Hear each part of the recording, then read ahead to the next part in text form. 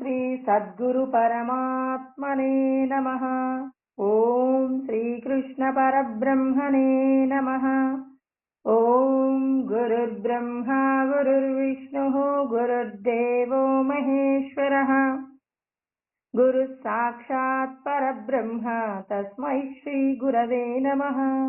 ఓం శ్రీ గురుభ్యో నమః. యస్య ప్రసాదాదహమేవ సర్వం మయ్యేవ సర్వం పరికల్పితం చ ఇత్తం విజానామి సదాత్మరూపం తస్యాంగ్రి పద్మం ప్రణతోస్మి నిత్యం. శ్రీ శ్రీ దయానంద షేక్ బుర్హానుద్దీన్ సద్గురు ప్రభు మహారాజుకు జై. మాతా శిలార్ బీబీ అమ్మగారికి జై. శ్రీ శ్రీ నిజానంద మిట్టపల్లి సత్యనారాయణ సద్గురు ప్రభు మహారాజుకు జై. మాతా చంద్రమాంబ అమ్మగారికి జై. శ్రీ శ్రీ నిశ్చలానంద మిట్టపల్లి సుబ్బారావు సద్గురు ప్రభు మహారాజుకు జై. మాతా సీతారత్నమ్మ అమ్మగారికి జై. జై అచల సద్గురు ప్రభు మహారాజుకు జై. జై గురుదేవ. అందరికీ నమస్కారం అండి. ఈరోజు మనం భగవద్గీత యందు 2వ అధ్యాయము సాంఖ్యయోగము. భగవంతుణ్ణి తెలుసుకుని భగవంతుడితో ఐక్యమైనప్పుడు మాత్రమే మానవ జన్మను మనం పొందినందుకు ఎన్నో లక్షల కోట్ల జన్మల నుండి తెలుసుకోలేనటువంటి పరమ సత్యమైనటువంటి మోక్షాన్ని తెలుసుకుని భగవంతుడితో ఐక్యం కావటం వల్ల మానవ జన్మ సార్థకతను పొందుతుంది. కాబట్టి ప్రతి ఒక్కరూ కూడా ధర్మార్థ కామ మోక్షములు అని పిలువబడేటటువంటి చతుర్విధ పురుషార్థములలో మోక్షం గురించి తెలియకుండానే మన జీవనం అంతా కూడా గడిచిపోతూ ఉందండి. మోక్షాన్ని విడిచిపెట్టి అర్ధకామములను ధర్మముతో ముడివేసి జీవనం కొనసాగిస్తూ ఉన్నాం. అర్ధకామములు అనంటే మనకి కావలసినటువంటి కోరికను తీర్చుకోవడానికి భగవంతుడు శాస్త్రమునందు చెప్పబడినటువంటి సత్యాలను తెలుసుకోకుండానే కుటుంబ అవసరాల కోసం మనము ఏదైనా సత్యాన్ని విడిచిపెట్టిన, అంటే ఏదైనా చెయ్యకూడనటువంటి కర్మను చెయ్యాలి అన్నప్పుడు ధర్మాన్ని మనం ఎలా మలుచుకుంటామంటే అధర్మ కార్యాన్ని కూడా ధర్మంగా మలుచుకొని కర్మలను చేస్తూ ఉంటాం. ఎందుకు ఇప్పుడు మీరు అబద్ధం ఆడారు అంటే నా కుటుంబ పరిస్థితుల దృష్ట్యా నేను ఈ పని చేశాను, నాకు ఇదే ధర్మము అంటారనమాట. కృష్ణ పరమాత్మ మనం చేసేటటువంటి కర్మలలో శాస్త్రం గురించి తెలియనప్పుడు మనం ఎటువంటి పొరపాట్లు చేస్తారో కూడా చెప్తున్నారు. మనం చేసిన పొరపాట్లను పరమాత్మ ఏమంటున్నారు? రజోగుణముతో కూడిన పొరపాట్లు అంటున్నారు. మన బుద్ధి ఎప్పుడు ధర్మం తప్పుతుంది అంటే దేహ సంబంధమైనటువంటి భార్యా బిడ్డల మీద ఉన్న మమకారము చేత మనం మన యొక్క బుద్ధిని అధర్మ కార్యాలలో ఏం చేస్తూ ఉంటాం? అధర్మ కార్యాలలోకి మళ్లించినప్పుడు అధర్మ కార్యాలను కూడా ధర్మ కార్యాలుగా మలుస్తున్నామనే సత్యం కృష్ణ పరమాత్మయే చెప్పారండి. ఎవ్వరూ చెప్పినటువంటి సత్యమేమీ కాదు. అంటే మన వ్యవహారికంలో ఉన్నటువంటి మాట కానే కాదు. ప్రతి ఒక్కరూ దేహబంధాల మీద ఉన్న తీపి చేత నేను చెప్పిన ధర్మాన్ని విస్మరించి అధర్మంగా ప్రవర్తిస్తూ ఇది కరెక్టే అని చెప్పేసి తమను తాము ఏం చెప్తుంటారు? తమను తాము ఇది కరెక్టే అని చెప్పేసి సమర్థించుకునే ప్రయత్నం చేస్తారని చెప్తున్నారు. ఎక్కడ చెప్పారంటే 18వ అధ్యాయం 31వ శ్లోకంలో చెప్పారండి. యయా ధర్మమధర్మంచ కార్యంచ అకార్యమేవచ అయథావత్ ప్రజానాతి బుద్ధిస్సా పార్థ రాజసి అంటారండి. అంటే మన బుద్ధి ఎలా వక్రిస్తుంది అంటే యయా ధర్మమధర్మంచ అంటే ధర్మము అధర్మాన్ని పాటించాల్సి వస్తే మన అవసరం నిమిత్తమే వాడుకుంటామట.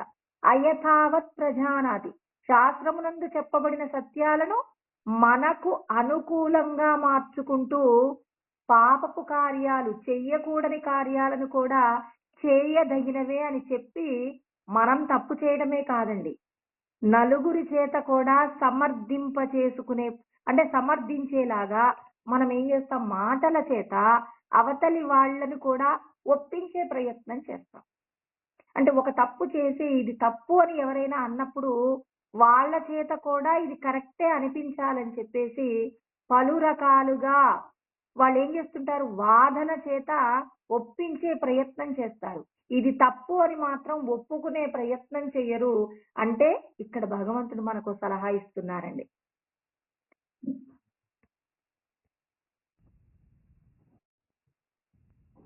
ఎవరైనా తప్పు చేస్తే ఆ తప్పుని తప్పు అంటే ఒప్పుకోనండి. అలా ఒప్పుకోనటువంటి గుణము ఏమిటి అంటే రజోగుణం. అంటే మనం ఇక్కడ లోకంలో గమనించవచ్చట. ఎవరైనా తప్పు చేశారు మీరు అని చెప్పేసి మనం అడిగామనుకోండి, లేదు ఇది తప్పు కాదు, ఇది కరెక్టే అని చెప్పి అనేక రకాలైనటువంటి సమాధానాల ద్వారా వాళ్ళు చేసింది కరెక్టే అని మన చేత ఒప్పించేంత వరకు కూడా వాదన యందు వాళ్ళు వాదన చేత మనల్ని మెప్పించే ప్రయత్నం చేస్తారు. అంటే భగవంతుడు అంటున్నారు, అలాంటి వాళ్ళని చూడగానే వీళ్ళు రజోగుణముతో ప్రవర్తిస్తున్నారు అనేది మనం గుర్తించి అప్పుడు మనం వాదనలో నుంచి వెనక్కి రావలసి ఉంటుంది. అంటే భగవంతుడి శాస్త్రంలో ఏదైనా ఒక ఉపాయం చెప్పారంటే వీళ్ళు ఇలా ఉంటారు అని చెప్తూ మిమ్మల్ని మీరు ఎలా కాపాడుకోగలరో కూడా మనకు అనేక రకాలైనటువంటి సలహాలు ఇస్తారండి. కృష్ణ పరమాత్మ భగవద్గీత యందు మనకు చెప్పేటటువంటి సలహాలు ఏమిటి అంటే, ఎవరైనా ప్రవర్తించకూడనటువంటి రీతిలో, అంటే తాము చెప్పినదే కరెక్ట్ అని చెప్పేసి వాదిస్తున్నప్పుడు మనకు సత్యం తెలుసు, ఇది ఇలా చేయకూడదు, ఇది ఇలా చేయడం వల్ల నీకు మాత్రమే ప్రయోజనం, నీ చుట్టూ ఉన్న వాళ్ళకి నష్టం వస్తుంది అని మనం ఎంత చెప్పే ప్రయత్నం చేసినా తన స్వప్రయోజనాన్ని, తన భార్యా బిడ్డల యొక్క స్వప్రయోజనాన్ని ఆలోచించి అది కరెక్టే అంటాడు, నలుగురి చేత కూడా కరెక్టే అనిపించడానికి విశ్వ ప్రయత్నం చేస్తారు. అలా ప్రయత్నం చేసేటటువంటి వారితో వాదించడం కంటే కూడా ఇతనికి శాస్త్రం తెలియదు, పోనీ శాస్త్రం తెలిసినా భగవంతుడు చెప్పిన ధర్మ మార్గంలో ప్రయాణించటం ఇతనికి రావట్లేదు. ఎందుకు రావట్లేదంటే భార్యా బిడ్డలే సర్వస్వం అనుకుంటున్నారు. అంటే అనాత్మ వస్తువులు, కంటికి కనిపించే దృశ్య సంబంధమైన విషయాలే గొప్పవి అనుకున్నప్పుడు ఎంతటి స్థితికైనా దిగజారిపోతూ ఉంటారు. వాళ్ళ యొక్క శ్రేయస్సు అంటే, పిల్లల యొక్క శ్రేయస్సు అంటే వాళ్ళని పోషించడమే. అది ధర్మమైనా పర్వాలేదు, అధర్మమైనా పర్వాలేదు, పైగా అది తప్పు అని ఒప్పుకునేటటువంటి ప్రవర్తన కూడా వాళ్లకు ఉండనప్పుడు అలాంటి మూర్ఖుల చేత మనం వాదించడం కంటే కూడా అక్కడి నుంచి మనం నెమ్మదిగా బయటపడేటానికి ఇక్కడ మనకు అర్థం కావాల్సింది ఏంటంటే, అతడు రజోగుణముతో ప్రవర్తిస్తున్నారనే సత్యం తెలిసినప్పుడు మనకి జాగ్రత్త పెరుగుతుంది. ఒక వ్యక్తితో మనం వాదించడానికి ఇతనికి శాస్త్రం తెలుసా, తెలీదు, ఇతను చేసే పనిలో నిజాయితీ ఉందా, లేదు. ఎందుకు లేదు? తన భార్యా బిడ్డల మీద ఉన్న మమకారం తన చేత చేయకూడని కార్యాన్ని చేయించి పైగా అది కరెక్టే అనిపించుకునే ప్రయత్నంలో ఎంత దూరమైనా వెళ్తారు, ఎన్ని అబద్ధాలైనా ఆడతారని కృష్ణ పరమాత్మ చెప్తున్నారు.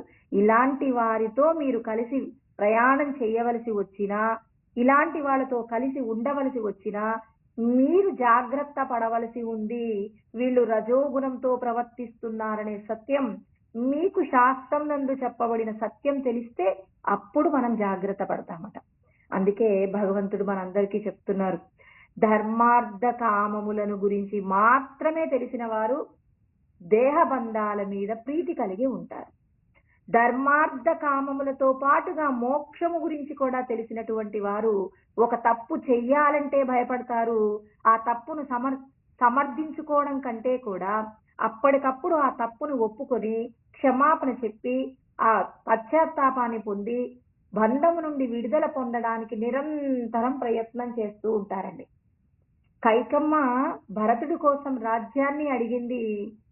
ఇక శ్రీరాముడు అడవులలోకి వెళ్ళాలని కోరుకుంది. కానీ భరతుడు అంటేనే మోక్షం అండి.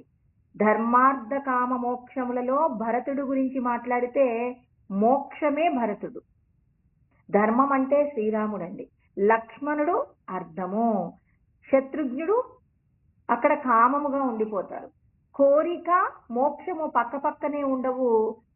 అందుకే అంటే మోక్షము కోరిక రెండు పక్క పక్కన ఉంటాయండి. అంటే నేను మోక్షం పొందాలి అనుకున్నాడు భరతుడు, భరతుడు మోక్షం పొందాలనుకున్నాడు కాబట్టి తన కోరిక ఏమయ్యింది, తనకు వాళ్ళ అమ్మగారు తీసుకొచ్చినటువంటి రాజ్యాన్ని నాకు అవసరం లేదు, ఈ రాజ్యము అన్నయ్య మాత్రమే పరిపాలించాలని అన్నయ్యకు ఇచ్చివేయడానికి సిద్ధపడ్డాడు.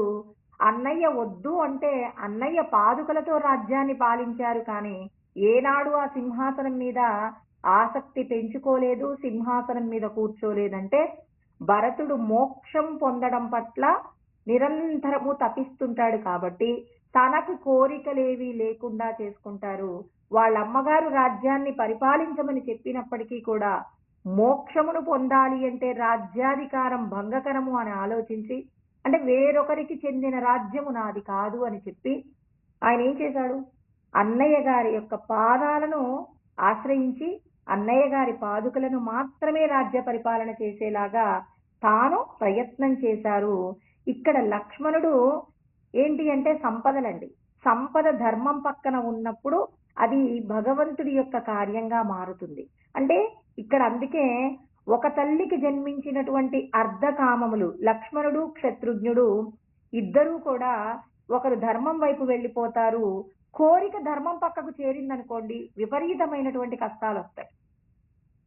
అదే విధంగా ఇక్కడ మోక్షం పక్కన అర్థం ఉంటే కూడా ప్రయోజనం ఉండదు, లక్ష్మణుడున్నా ప్రయోజనం ఉండదు.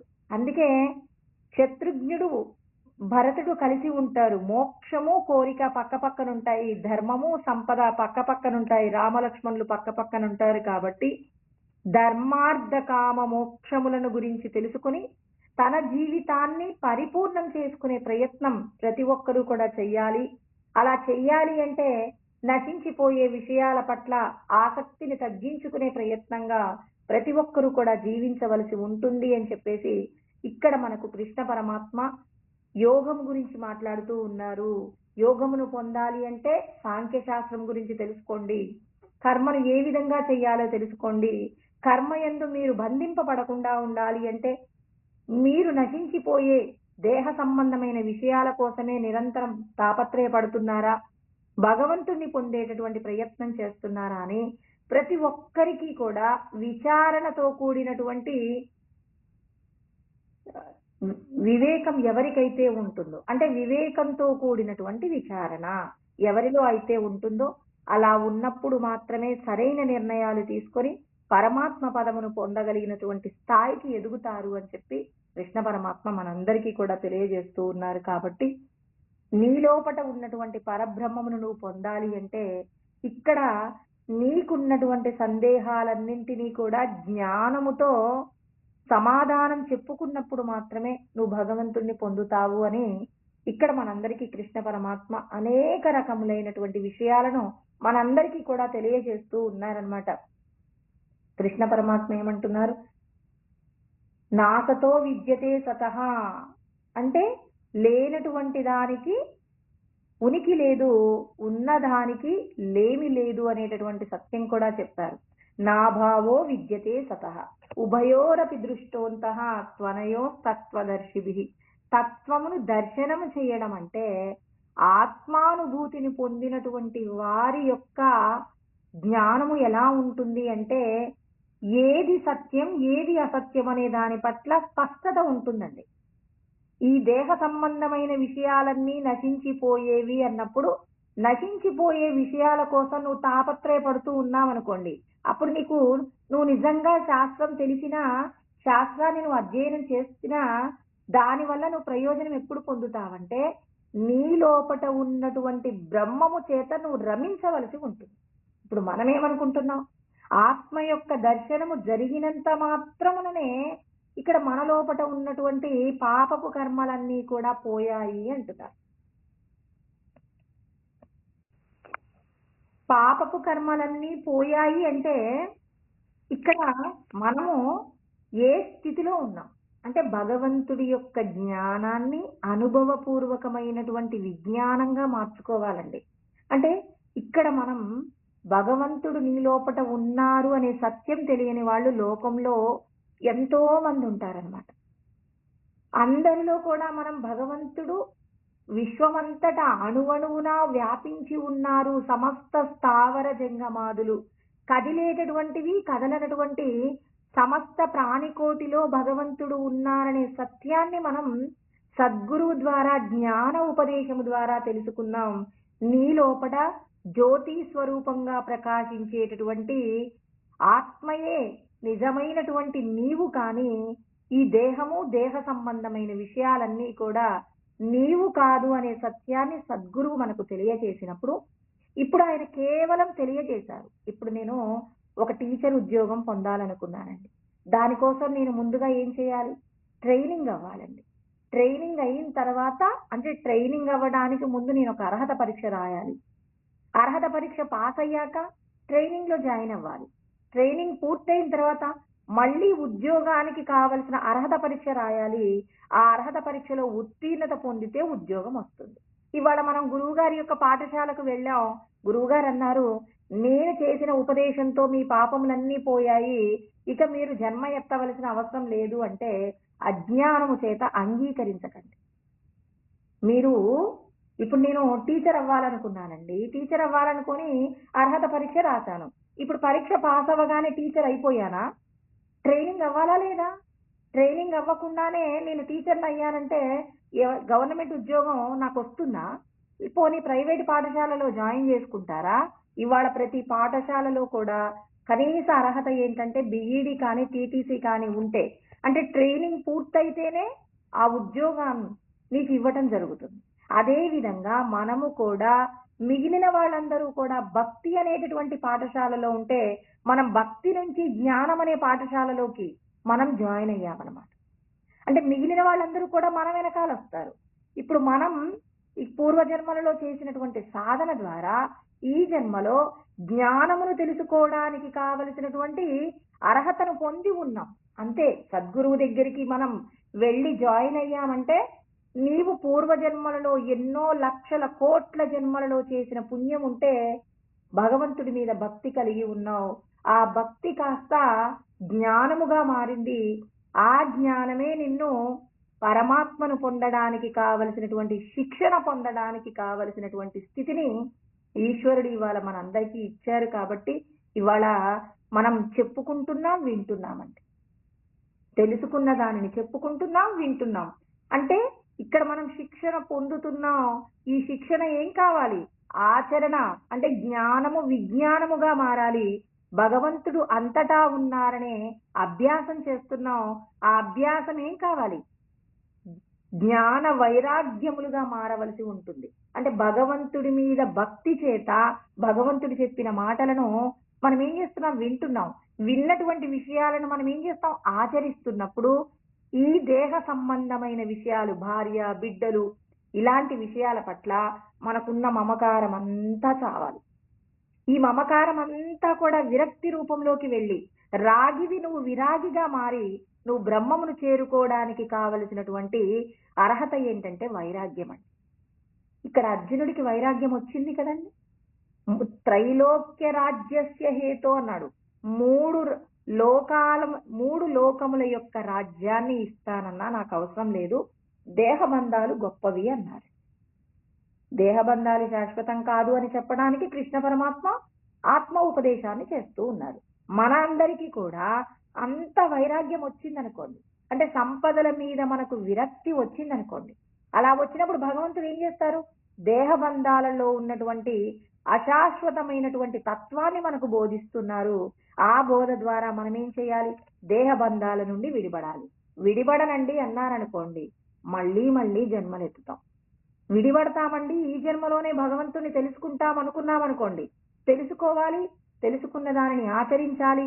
ఆచరించి నీలో ఉన్నటువంటి పూర్ణమైనటువంటి బ్రహ్మమును నువ్వు సాక్షాత్కరించుకున్నప్పుడు ఇక ఈ లోకంలో ఉన్న ఏ కర్మ కూడా నిన్ను ఇబ్బంది పెట్టకుండా ఉంటుంది.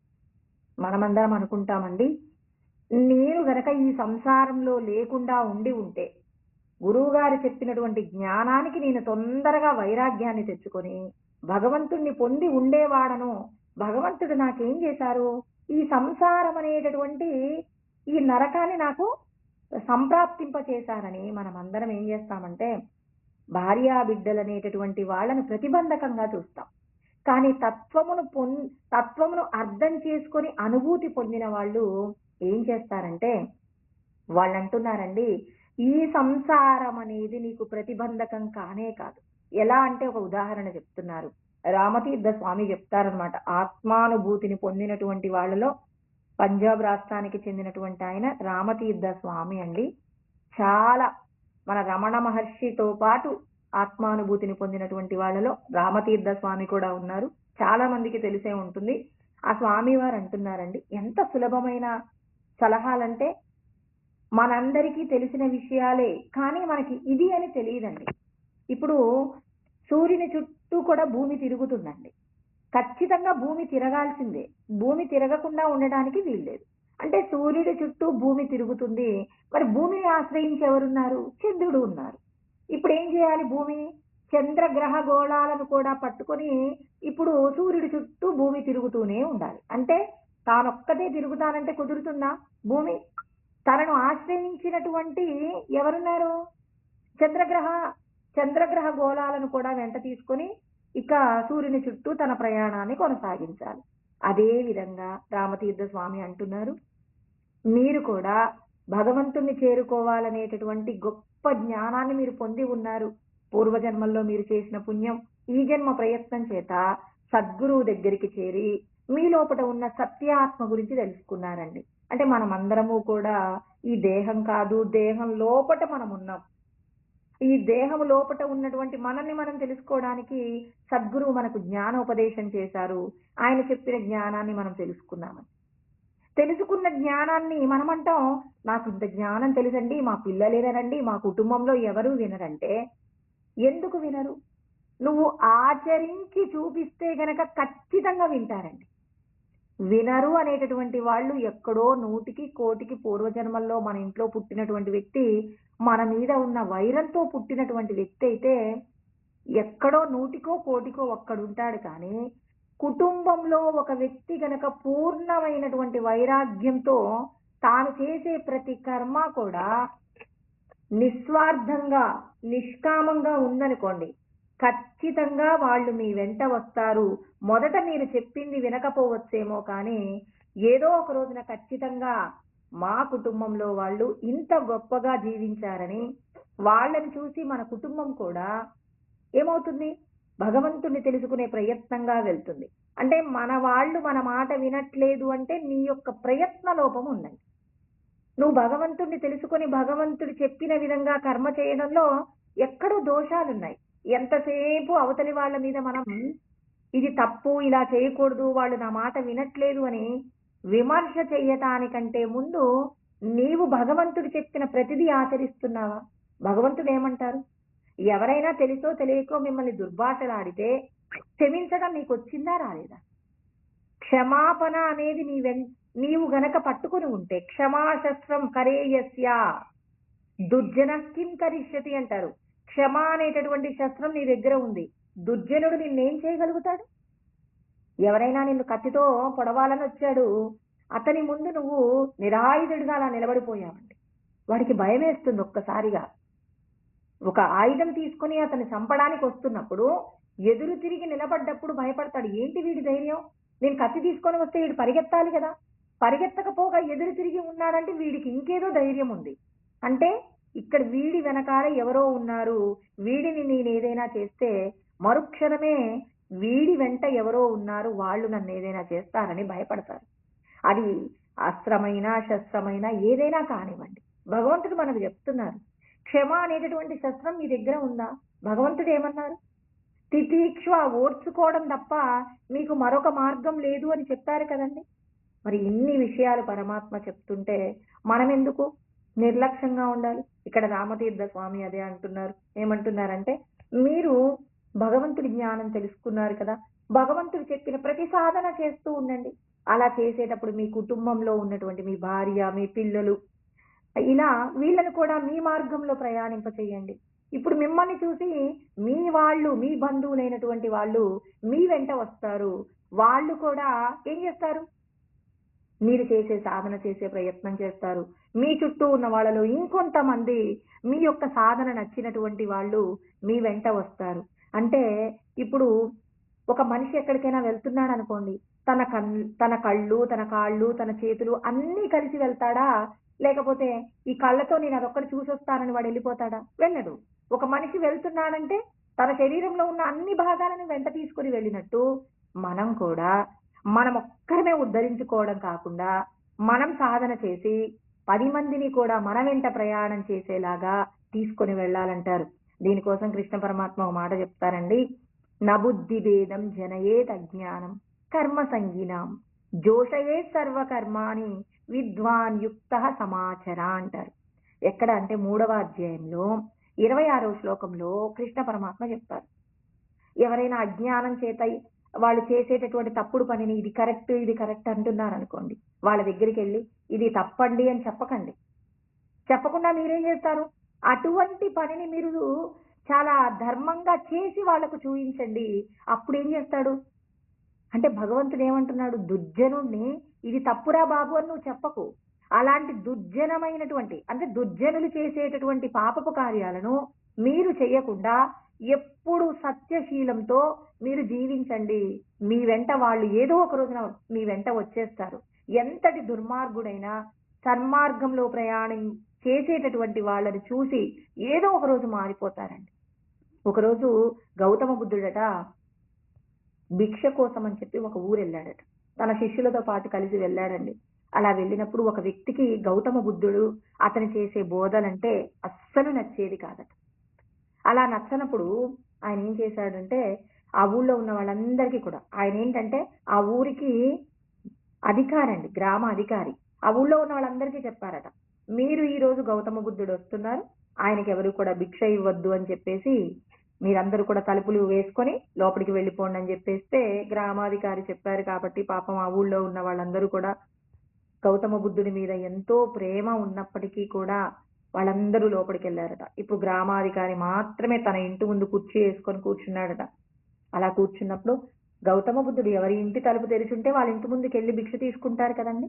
అలా వెళ్ళినప్పుడు అక్కడికి వెళ్ళి భవతి భిక్షాం దేహి అన్నప్పుడు ఆ వ్యక్తి చాలా దుర్భాషలాడతాడట. మాట్లాడకూడని మాటలన్నీ మాట్లాడితే అప్పుడు గౌతమ బుద్ధుడు అన్నారట ఒక్కటే మాట. ఏమన్నారంటే, స్వామి ఇప్పుడు మీరు నాకు భిక్ష తీసుకుని వచ్చారనుకోండి, అంటే మీ ఇంట్లో ఉన్న ఏదో ఒక పండో ఫలమో తెచ్చి నాకు ఇచ్చారనుకోండి, అప్పుడు నేనది వద్దు అంటాను. అప్పుడు ఆ భిక్ష ఎవరి దగ్గర ఉంటుంది అని ఆ వ్యక్తిని అడిగాడట. ఇంత తిడుతున్న వ్యక్తికి గౌతమ బుద్ధుడు చెప్పినటువంటి మాట ఏంటంటే, మీరు భిక్ష ఇస్తే తీసుకోనంటాను, ఆ భిక్ష ఎవరి దగ్గర ఉంటుంది. ఆయన వెంటనే అన్నాడట, నా దగ్గరే ఉంటుంది అన్నాడట.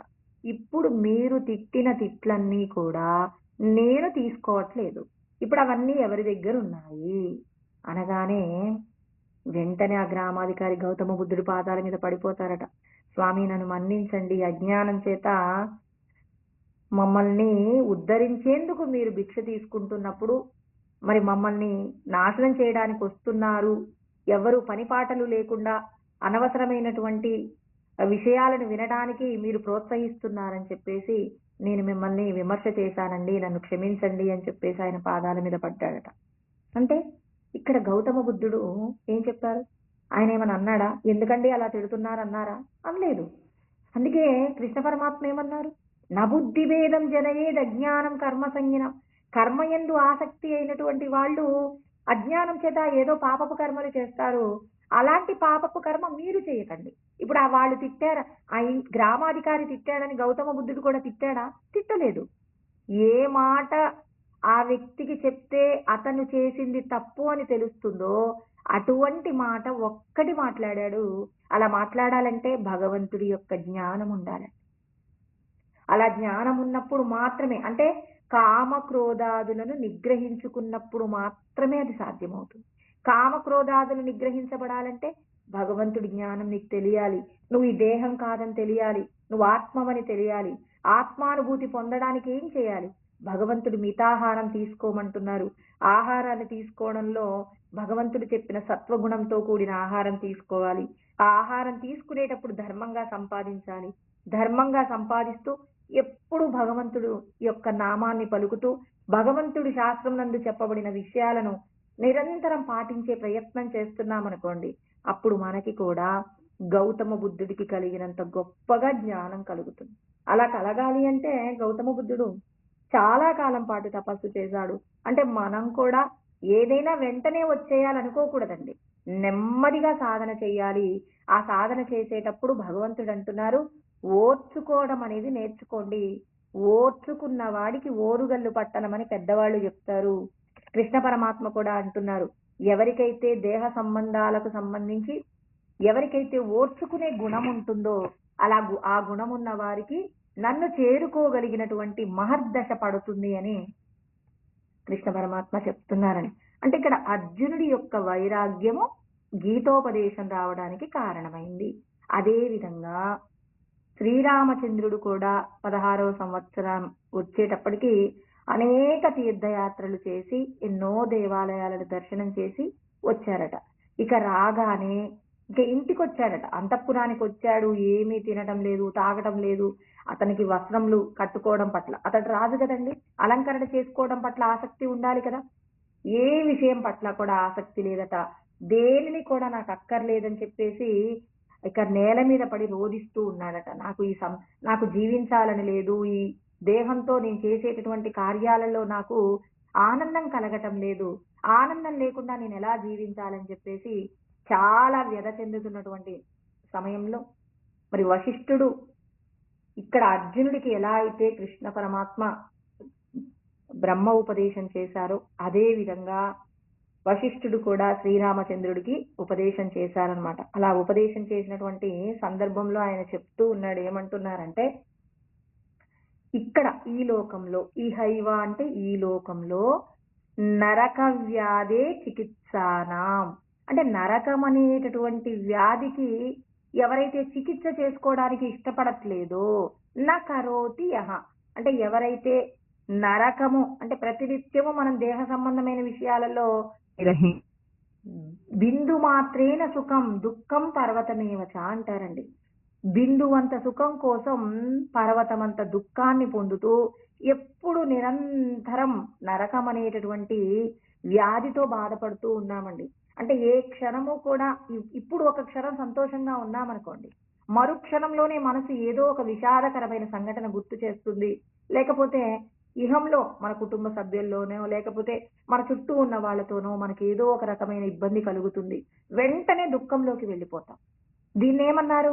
నరక వ్యాధి. ఎవరైతే ఈ నరకం అనేటటువంటి వ్యాధికి చికిత్స చేయించుకోవడానికి ఇష్టపడట్లేదు అనుకోండి, ఇలా చికిత్స చేయించుకోకుండా మనమేమనుకుంటున్నాం, ఎంతో కొంత పుణ్యం చేస్తున్నాం కదా, మేము నరకలోకాలకి కాకుండా పుణ్యలోకాలకి వెళ్ళిపోతామని మనం ఏం చేస్తున్నాం, అప్పుడో ఇప్పుడో మనకు తెలిసినంత మేరలో దాన ధర్మాలు చేస్తున్నాం, ఇష్టము పూర్తము అని చెప్పేసి దేవాలయాలు కట్టిస్తున్నాం, ఎన్నో రకాలైనటువంటి పుణ్యకార్యాలు చేస్తూ ఉన్నామండి. మరి ఇవన్నీ చేస్తున్నారు, కానీ ఇక్కడ మనం ఏం చేస్తున్నాము అని అంటే దేనిని పొందుతాం? గత్వా. దేనిని పొందడం జరుగుతుంది అంటే నిరౌషధం స్థానం, ఔషధము లేనటువంటి లోకాలను పొందుతున్నాం. ఎంత చక్కగా చెప్పారో చూడండి. అందుకే వశిష్ఠ గీత కూడా ఖచ్చితంగా చదువుకోవాలండి. వశిష్ఠ గీతలో ఎంత బాగా చెప్పారంటే, ఇక్కడ ఎంత చక్కటి మాట చెప్పారంటే ఔషధము లేనటువంటి లోకాలు. ఈ పదం ఇక్కడ మనకి ఇందులోనే చెప్పబడుతుంది. అంటే ఉపనిషత్తులన్నీ కూడా ఒక ఎత్తు అయితే, ఇక్కడ మనకి త్రేతాయుగంలోనే వశిష్ఠుడు చెప్పినటువంటి జ్ఞానం సాక్షాత్తు ఈశ్వర స్వరూపమైనటువంటి శ్రీరామచంద్రుడికి చెప్పబడేటటువంటి జ్ఞానము ఎందు వశిష్ఠుడు మాట్లాడినటువంటి మాట. నిరౌషధం స్థానం, ఔషధము లేనటువంటి లోకాలు ఎన్ని పొందినప్పటికీ, నేను చాలా మంది అంటారండి, నేను ఆ దేవలోకంలో స్వర్గలోకానికి వెళ్ళిపోతాను, తర్వాత ఇంకా ఏదో గొప్ప గొప్ప విష్ణు లోకానికి వెళ్ళిపోతానని చెప్పేసి గొప్ప గొప్ప లోకాలు ఉన్నాయి కదండి, ఆ లోకాలన్నింటికి కూడా వెళ్ళిపోతున్నారన్నమాట. అలా వెళ్ళిపోయినప్పుడు కృష్ణ పరమాత్మ చెప్పిన శ్లోకం కూడా చెప్పుకోవాలి. ఆ బ్రహ్మ భువనాల్లోకాః పునరావర్తినోర్జున మాముపేత్యతు కౌంతేయ పునర్జన్మ న విద్యతే అంటాడు. బ్రహ్మలోకం వరకు వెళ్ళినా మీరు మరి నన్ను పొందటం జరగదు. అంటే అక్కడ ఉన్నటువంటి లోకాలన్నింటిలో ఉన్న భోగములన్నీ అనుభవిస్తారు, హాయిగా వచ్చేస్తారు. అంతేగాని నన్నైతే తెలుసుకోలేరు. అంటే పరమాత్మను తెలుసుకోగలిగినటువంటి లోకాలు, ఈ లోకాలు ఏమైనా ఉన్నాయా? పైన 7 లోకాలు, కింద 7 లోకాలు, నరకాది లోకాలలోకి వెళ్ళిపోయినప్పటికీ లేదా స్వర్గలోకంలోకి వెళ్ళిపోయినప్పటికీ కూడా ఏమాత్రము ప్రయోజనం లేదట. అతల వితల సుతల రసాతల పాతాల తలాతల తలాతల అనేటటువంటి మహాతల అనేటటువంటి లోకాలు, భూలోకం, భువర్లోకం, సువర్లోకం, మహర్లోకం, తపోలోకం, సత్యలోకం, జనలోకం అనేటటువంటి పైలోకాలు, ఇందాక చెప్పబడినవి కింది లోకాలు, మధ్యలో ఉన్నది మత్స్యలోకం. ఇలా ఎన్ని లోకాలను పొందినప్పటికీ కూడా పరమాత్మను తెలుసుకోగలిగినటువంటి స్థితి అక్కడ ఉండదు అనే సత్యం కృష్ణ పరమాత్మ చెప్తే, ఇక్కడ వశిష్ఠుడు చెప్పేటటువంటి జ్ఞానం చూడండి. నిరౌషధం, ఔషధము లేదు. ఇప్పుడు ఒక వ్యాధి కలిగిందండి, ఆ వ్యాధికి ఔషధం ఉన్నప్పుడు కదండి ఆ ఔషధం ఉండాలి, ఆ ఔషధాన్ని మనం తీసుకోవాలి. కానీ అక్కడ ఉన్నటువంటి పైన 7 కింద 7 లోకాలలో మాత్రం ఔషధాలు ఏం లేవట. నీవు పుణ్యం చేసి ఉన్నావు, అక్కడికి పైలోకానికి వెళ్ళిన తర్వాత ఆ భోగములన్నీ అనుభవిస్తావు.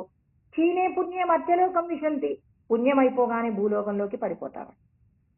పోనీ నరకలోకానికి వెళ్ళాం, మనం చాలా పాపాలు చేసి ఉన్నాం అనుకోండి.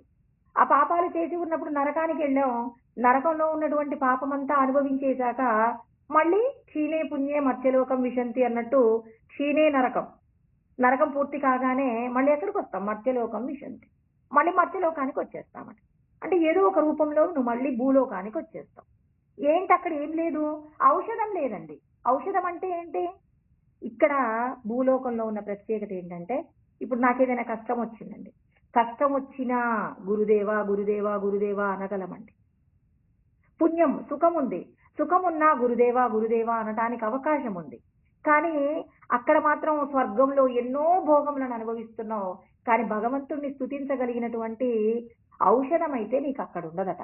అంటే నీకు ఆ నామం గుర్తుకు రాదట. ఔషధము లేనటువంటి లోకాలను ఎన్ని పొందినప్పటికీ కూడా ఏంటి ప్రయోజనం అంటున్నారండి. గత్వా నిరౌషధం స్థానం సురజహ కిం కరిష్యతి. ఆ లోకాలకు వెళ్ళి ఏం చేస్తావయ్యా? నువ్వు పుణ్యాలు చేస్తావు, స్వర్గలోకానికి వెళ్తావు. నువ్వు పాపాలు చేస్తావు, నరకాది లోకాలలోకి వెళ్తావు, నరకాది లోకాలలో కష్టపడతావు. మరి పుణ్యలోకాలలో మరి గొప్ప గొప్పవైనటువంటి స్వర్గాది లోకాలలోకి వెళ్ళిపోయి అక్కడున్న సుఖాలు అనుభవిస్తావు. ఏంటి వాటి వల్ల లాభం ఏంటి? ఆయా లోకాలలో నువ్వేం అనుభవిస్తావు? నువ్వు శాశ్వతమైన బ్రహ్మమును తెలుసుకుంటావా? ఆ బ్రహ్మమును పొందడానికి కావలసిన స్థితి నీకుందా? అలాంటిది ఏది కూడా లేదు. ఎవరికి కూడా బ్రహ్మ వద్దు. ఏంటి నీ పాపం చేస్తే నరకానికి వెళ్తానని కూడా కొంతమంది చాలా గొప్పగా మాట్లాడతారు. నరకాది లోకంలో, భూలోకంలో నువ్వు కష్టపడుతూ కూడా భగవంతుని సేవించవచ్చు, భగవంతుడి నామాన్ని కీర్తించవచ్చు, భజించవచ్చు. మరి ఇక్కడ సుఖాల చేత కూడా మనం భగవంతుడిని స్మరణ చేయవచ్చు. సుఖ దుఃఖముల యందు భగవంతుడి యొక్క నామాన్ని స్మరణ చేయడానికి ఆనుకూల్యత కలిగినటువంటి లోకం మర్త్యలోకం మాత్రమే, భూలోకం మాత్రమే. ఈ లోకంలో మనిషిగా పుట్టి భగవంతుడిని స్మరణ చేసుకునే పరిస్థితి మనకు ఉండడం, సత్పురుషుల యొక్క సాంగత్యాన్ని కలిగి ఉండడం, ఇలా మనకి ఎన్నో రకాలైనటువంటి సుకృతాలన్నీ భూలోకంలోనే మాత్రమే కలుగుతాయి. కానీ ఏ లోకంలో కూడా కలగవనే సత్యం మీరు తెలుసుకోండి. అంటే భూలోకంలో నువ్వు జాగ్రత్తగా ఉండడానికి ఇది గొప్ప శ్లోకం కదండి. ఈ ఒక్క శ్లోకం గుర్తుంటే మన జీవితాన్ని దిద్దుకోమా? ఇక్కడ నువ్వు పొందినటువంటి ఈ శరీరము ఎంత గొప్పది, నువ్వు ఎటువంటి సాధన చేయాలి, నువ్వు చేసినటువంటి సాధన నిన్ను ఎక్కడికి తీసుకువెళ్తుంది? యద్గత్వా నివర్తంతే తద్ధామ పరమం మమ. ఎక్కడికి వెళితే తిరిగి రానవసరం లేదో అక్కడికి వెళ్ళడానికి కావలసినటువంటి స్థితి ఇక్కడ నువ్వు ఈ జన్మలో చేసేటువంటి సాధన. ఆ సాధన గురించి ఇక్కడ మళ్ళీ ఇంకొక మాట చెప్తారు. ఈ వశిష్ఠుడు చెప్పినటువంటి మాట చెప్పుకుందామండి. ఏమంటారంటే, నా తపాంసి, ఎన్నో తపస్సులు చేసినా, ఇంకా నా తీర్థాని నా శాస్త్రాని జయంతి చ, అంటే ఎన్నో తపస్సులు, ఎన్నో తీర్థయాత్రలు చేశాము, ఎన్నో తీర్థములలో స్నానాదులు చేశాము, భగవంతు సన్నిధానాలన్నింటినీ కూడా మనము దర్శనం చేసి ఉన్నామండి. ఎన్నో శాస్త్రాలు తెలుసు, అన్ని రకాల శాస్త్రాలలో ఏం చెప్తారో టకటకటకా అని చెప్పేస్తున్నారు. ఈ శాస్త్రంలో ఇలా చెప్తారు, ఆ శాస్త్రంలో ఇలా చెప్తారని ఒక్కొక్కరు ఒక్కొక్క విషయాన్ని చెప్తున్నారు. అంటే మీరు ఎన్ని తపస్సులు చేసినా, ఎన్ని తీర్థములు దర్శనం చేసినా, ఇక్కడ రామచంద్రుడికి ఏంటి, శ్రీరామచంద్రుడికి ఏంటండి, ఎన్నో రకములైనటువంటి తీర్థయాత్రలన్నీ చేశాడు. మరి చిన్నప్పటి నుంచి కూడా ఎన్నో శాస్త్రాలను చదివి ఉన్నాడు. కానీ తన యొక్క వైరాగ్యాన్ని, అంటే భూలోకంలో తాను జీవించటానికి కావలసినటువంటి ఆనందం మాత్రం తనకు కలగట్లేదట, శాంతి కలగట్లేదట. ఆ శాంతి కలగక ఆయన ఏమంటున్నాడు, నా వల్ల కాదు, నేను ఈ భూమి మీద నేను జీవించలేను, నాకు ఈ రాజ్యములు వద్దు, ఈ సంపదలు వద్దు, నాకు ఎటువంటి రాజుకు సంబంధించినటువంటి గొప్ప వేషధారణ నాకు అవసరం లేదు, అసలు నేనేమి తినను, నేను తాగను అని చెప్పి నేల మీద పడి ఏడుస్తూ ఉన్నాడు. అలా ఎందుకు ఏడుస్తున్నాడు? ఈ లోకంలో ఎప్పుడూ ఒక చిన్న విషయం కోసం సుఖపడుతూ ఏదో ఎంతో పెద్ద దుఃఖాన్ని ఎప్పుడు తల మీద పెట్టుకోవాలా? అంటే ఈ చిన్న సుఖ బిందువంత సుఖం కోసం పర్వతమంత దుఃఖాన్ని తల మీద పెట్టుకొని జీవించడానికి ఈ భూమి మీద నేను బతికుండాలా? మనమందరం ఎప్పుడైనా అలా ఆలోచిస్తే మనం కూడా శ్రీరామచంద్ర స్వరూపాన్ని పొంది ఉండేవాళ్ళమండి. ఆయనకి 16వ సంవత్సరం నాటికే ఆయనకు ఆ వైరాగ్యం వచ్చేసిందండి. అంటే ఈ లోకంలో అల్పమైన సుఖము కోసం అధికమైనటువంటి శ్రమ కలిగి ఉన్నాం. ఈ అధికమైనటువంటి శ్రమ యందు శాశ్వతమైన వస్తువుని ఏదైనా తెలుసుకోగలిగిన స్థితి ఏదైనా భూమి మీద ఉందా? లేకపోతే బతికినంత కాలం చిన్న చిన్న సుఖాలను పొందుతూ పెద్ద పెద్ద దుఃఖాలను అనుభవిస్తూ ఇలా జీవించవలసిందేనా? మనిషి యొక్క గొప్పతనం ఇంతేనా అని ఎన్ని రకాల ప్రశ్నలు వస్తున్నాయో చూడండి. మనిషి ఇందుకోసమే బతకాలా? ఒక పశువు కూడా భార్యాబిడ్డల కోసం బతుకుతుంది. ఇక్కడ ఒక మనిషి కూడా, ఇంతటి తెలివితేటలు కలిగినటువంటి మనిషి కూడా ఇలాగే ఒక పశువులాగా జీవించవలసిందేనా? ఇలాంటి జీవితం నాకొద్దు. ఇక్కడ ఏదైనా మాధుర్యం ఉందా అంటే జీవితంలో చాలా మంది మాట్లాడతారు, ఏముందండి, సంపాదిస్తాం, ఇంటికి వస్తాం, తింటాం, పడుకుంటాం, మళ్ళీ పొద్దున్నే లేస్తాం, మళ్ళీ పరిగెడతాం, మళ్ళీ వస్తాం, మళ్ళీ పరిగెడతాం, ఏముంది, ఏదో ఇక భగవంతుడు మనకి ఏంటి భగవంతుడు మనకు అప్పచెప్పారు కాబట్టి ఈ పని చేయడమే కానీ ఇందులో ఏం తృప్తి లేదండి అనే వాళ్ళు ఎక్కువ మంది ఉంటారండి. అంటే ఒక యాంత్రికమైనటువంటి జీవనాన్ని గడుపుతూ ఉన్నాం. ఆ యాంత్రికమైనటువంటి జీవనం కోసమే మనిషి పుట్టాడా? మనిషి సాధించవలసింది ఏదైనా ఉందా? మనిషి సాధించడానికి భగవంతుడు ఏదైనా ఒక కొత్త అంశాన్ని మనిషి జీవితంలో జోడించాడా?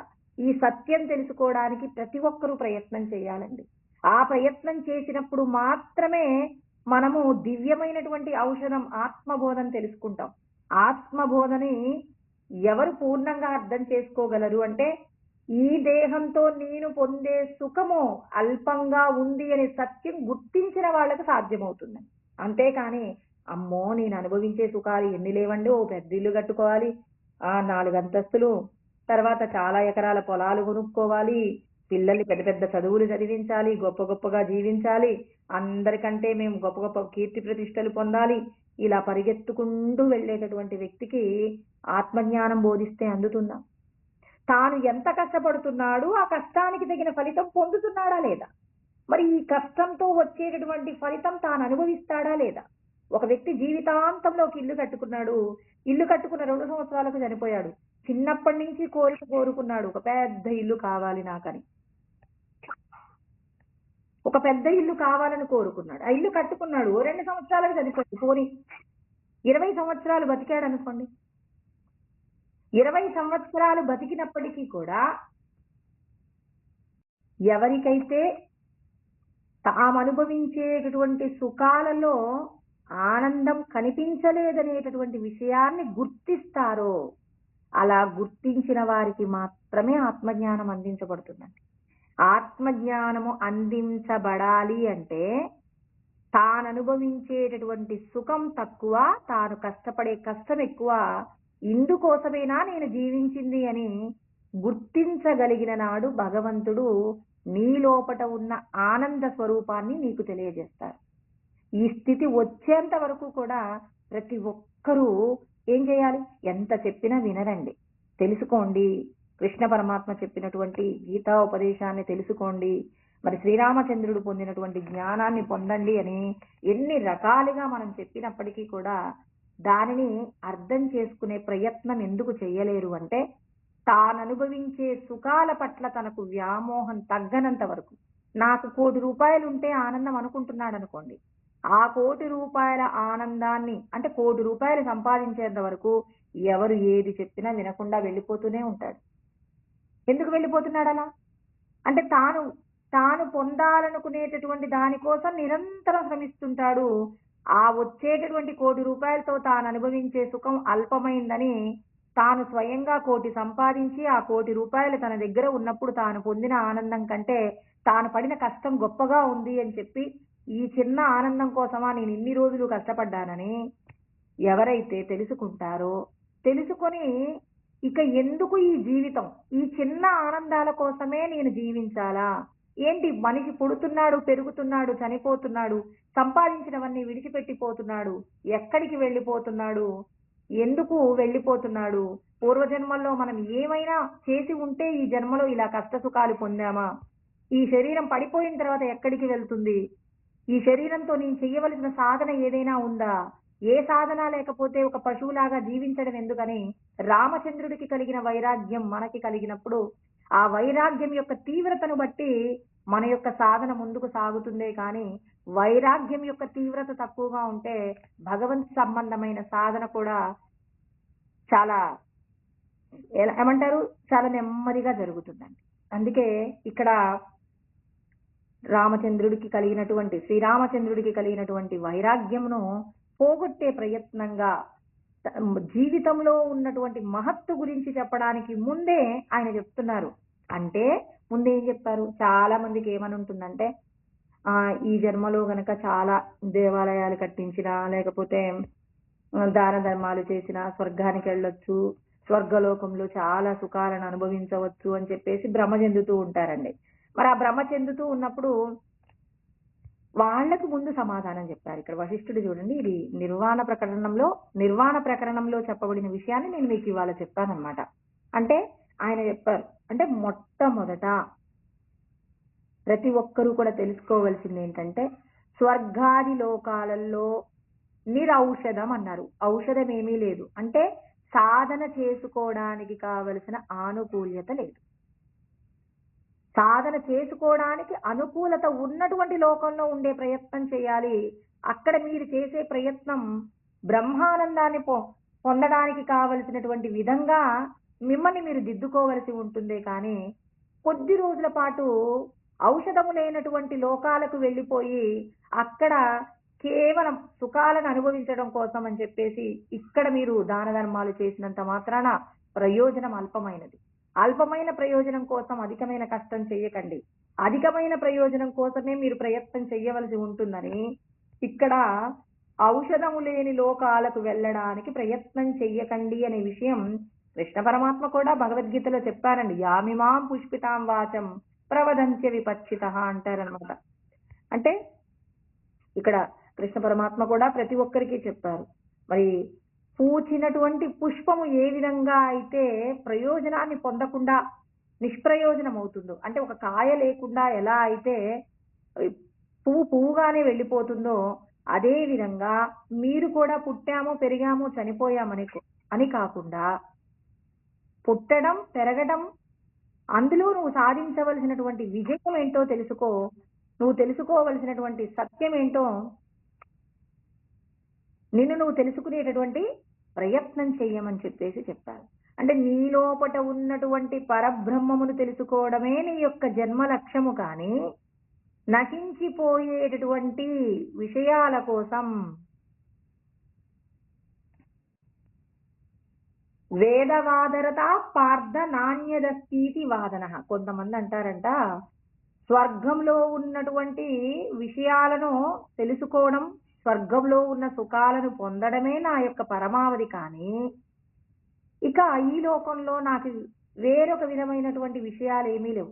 అంటే ఇక్కడ ఆయన ఏం చేస్తున్నాడు, దాన ధర్మాలు చేస్తాడు, తనకున్న సంపదనంతా కూడా మంచి మంచి కార్యాలకే ఖర్చు పెడతాడు.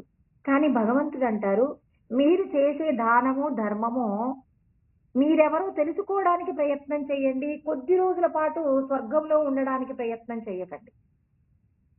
స్వర్గలోకంలో మీరు కొద్ది రోజులే ఉంటారనే సత్యం తెలుసుకోకుండా ఇక్కడ నేను చేసిన పుణ్యకార్యాలన్నీ స్వర్గానికి ఉపయోగపడతాయంటే స్వర్గాన్ని కాకుండా కొన్ని కోట్ల రెట్ల ఆనందాన్ని పొందగలిగినటువంటి బ్రహ్మానంద స్థితి మనిషికి మాత్రమే భగవంతుడు ప్రసాదించారు.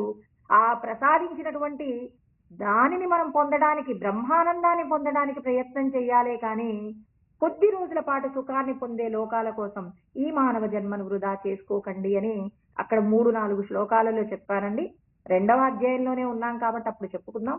ఇక్కడ వశిష్ఠ గీతలో మరి వశిష్ఠుడు అంటున్నారు, తపస్సుల చేత, తీర్థయాత్రల చేత, తర్వాత అనేక రకములైనటువంటి శాస్త్రములను అధ్యయనం చేసినంత మాత్రాన పరమాత్మ దొరకడు అని. ఇప్పుడు భగవంతుడు మనల్ని తీర్థయాత్రలు చేయొద్దన్నాడా, తపస్సులు చేయొద్దన్నాడా, శాస్త్రములు చదవద్దన్నాడా? అంటే ఇన్ని రకాలుగా నువ్వు దిద్దపినప్పటికీ, అంటే శాస్త్రములు నువ్వు చదవాలి, తర్వాత తపస్సులు చేయాలి, తీర్థయాత్రలు చేయాలి. ఇన్ని చేసిన తరువాత ఏమవుతుంది అంటే అంటే ఇన్ని చేసినప్పటికీ కూడా మోక్షము దొరకదనే చెప్తున్నాడు. సంసార సాగరోత్తీరే అంటున్నాడు ఇక్కడ. సంసార సాగరము నుండి నువ్వు బయటపడాలంటే ఏం చేయాలట? సజ్జన సేవనం వినా, సజ్జనుల యొక్క సేవ చెయ్యకుండా, సత్పురుషులకు సేవ చెయ్యకుండా, అంటే ఇన్ని ఉండాలి. ఇన్నింటితో పాటుగా సజ్జనులకు సేవ చేయకుండా నేను భగవంతుణ్ణి పొందేస్తారండి, నాకు మోక్షం దొరుకుతుందండి, నాకు ఇన్ని శాస్త్రాలు తెలుసండి, నేను శాస్త్రాలన్నీ అందరికీ అప్పచెప్తానండి, అంటే ప్రవచనాలు చెప్తానండి, మరి ప్రవచనాలు చెప్తాను, తర్వాత తపస్సు చేస్తాను, మంచి మాటలు మాట్లాడతాను, నేను ఎప్పుడూ 10 మంది గురించి చెడు మాట్లాడను, ఇలా అన్నీ కూడా మంచి చేస్తున్నామండి. మరి ఇన్ని మంచి చేసినప్పటికీ కూడా మోక్షం అయితే రాదట. ఇక్కడ గొప్ప సత్యమే చెప్పారు కదండి. మనమేమనుకుంటాం, అబ్బో నాకు శాస్త్ర జ్ఞానం చాలా ఉందండి, నేను తపస్సులు చేస్తానండి, ఎప్పుడు ధ్యాన స్థితిలో ఉంటానండి, నేను తీర్థయాత్రలు గొప్పగా చేస్తానండి అనుకునే వాళ్ళందరికీ కూడా ఒక విధంగా చెప్పాలంటే చెంప మీద ఒక దెబ్బ వేసినట్టుగా చెప్తారనమాట. సాధు సజ్జనుల యొక్క సజ్జన సేవ చేయకుండా, సత్పురుషుల సాంగత్యము లేకుండా నీకు మోక్షము రాదు. మోక్షం నీకు కలగాలి అంటే నువ్వేం చేయాలి? మోక్షం కలగాలి అంటే సజ్జనులకు నువ్వు సేవ చెయ్యవలసినదే. అందుకే శంకరాచార్యుల వారు ఏమన్నారు? సత్సంగత్వే నిస్సంగత్వం, నిస్సంగత్వే నిర్మోహత్వం, నిర్మోహత్వే నిశ్చలితత్వం, నిశ్చలితత్వే జీవన్ముక్తి అని భజగోవిందంలో చెప్పారు కదండి. సత్పురుషుల యొక్క సాంగత్యము వాళ్లతో, అంటే ఇక్కడ కేవలం శాస్త్రాలు తెలిసిన వాళ్ళు అన్నమాట పక్కన తిరిగినంత మాత్రాన ఏమీ రాదండి. సన్నాసి రాసుకుంటే బూడిద రాలినట్టు కేవలం శాస్త్రాన్ని అప్పచెప్పే వాళ్ళతో తిరిగినప్పుడు ఏ ప్రయోజనం ఉండదు. శాస్త్రాన్ని అధ్యయనం చేసి విజ్ఞానముగా మార్చుకున్నటువంటి వాళ్ళు, అంటే శాస్త్రముల యందు భగవంతుడు ఎక్కడున్నారని చెప్పారు? ప్రతి ఒక్క ప్రాణి యందు భగవంతుడు ఉన్నారు అన్నప్పుడు తన యొక్క ప్రతి కదలిక కూడా భగవంతుణ్ణి తాకుతున్నాననేటటువంటి స్పందన చేత. ఇప్పుడు మనకి రమణ మహర్షి గురించి మాట్లాడుకుంటేనండి, రమణ మహర్షి ఏం చూసుకున్నారంటే ఏం చెప్తారు? అంతటా భగవంతుడున్నారు అని చెప్తారు.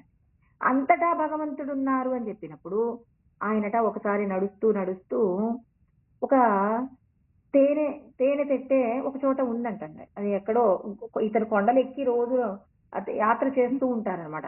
ఏంటి, అరుణాచలం చుట్టూ కూడా ప్రదక్షిణ చేసేవారట. అలా చేస్తున్నప్పుడు ఒక తేనె తెట్టు ఉన్నటువంటి ఒక చోట ఆయన అడుగు పెట్టారట. అడుగు పెట్టగానే అంటే అనుకోకుండా ఆయన ప్రమాదవశాత్తు దానికి తగిలిందంట. తగలగానే వెంటనే రమణులు ఏం చేశారంటే, ఈ కాలు ఈ తేనె తెట్టని తగిలింది కాబట్టి అక్కడ ఉన్న పురుగులన్నీ కూడా పాపం చెల్లా చెదరైపోయాయట. అంటే నా వలన వీటికి ప్రమాదం, ఇబ్బంది జరిగిందని చెప్పి, నా వలన అనలేదండి, సారీ నేనే తప్పుగా మాట్లాడాను. ఈ శరీరము చేత, ఈ కాలు చేత దీనికి ఏమైంది, అక్కడ ఉన్నటువంటి కొన్ని ప్రాణులకు ఇబ్బంది జరిగిందని ఆ కాలును తీసి ఆ తేనెటీగలు ఉన్నటువంటి చోట పెట్టారట.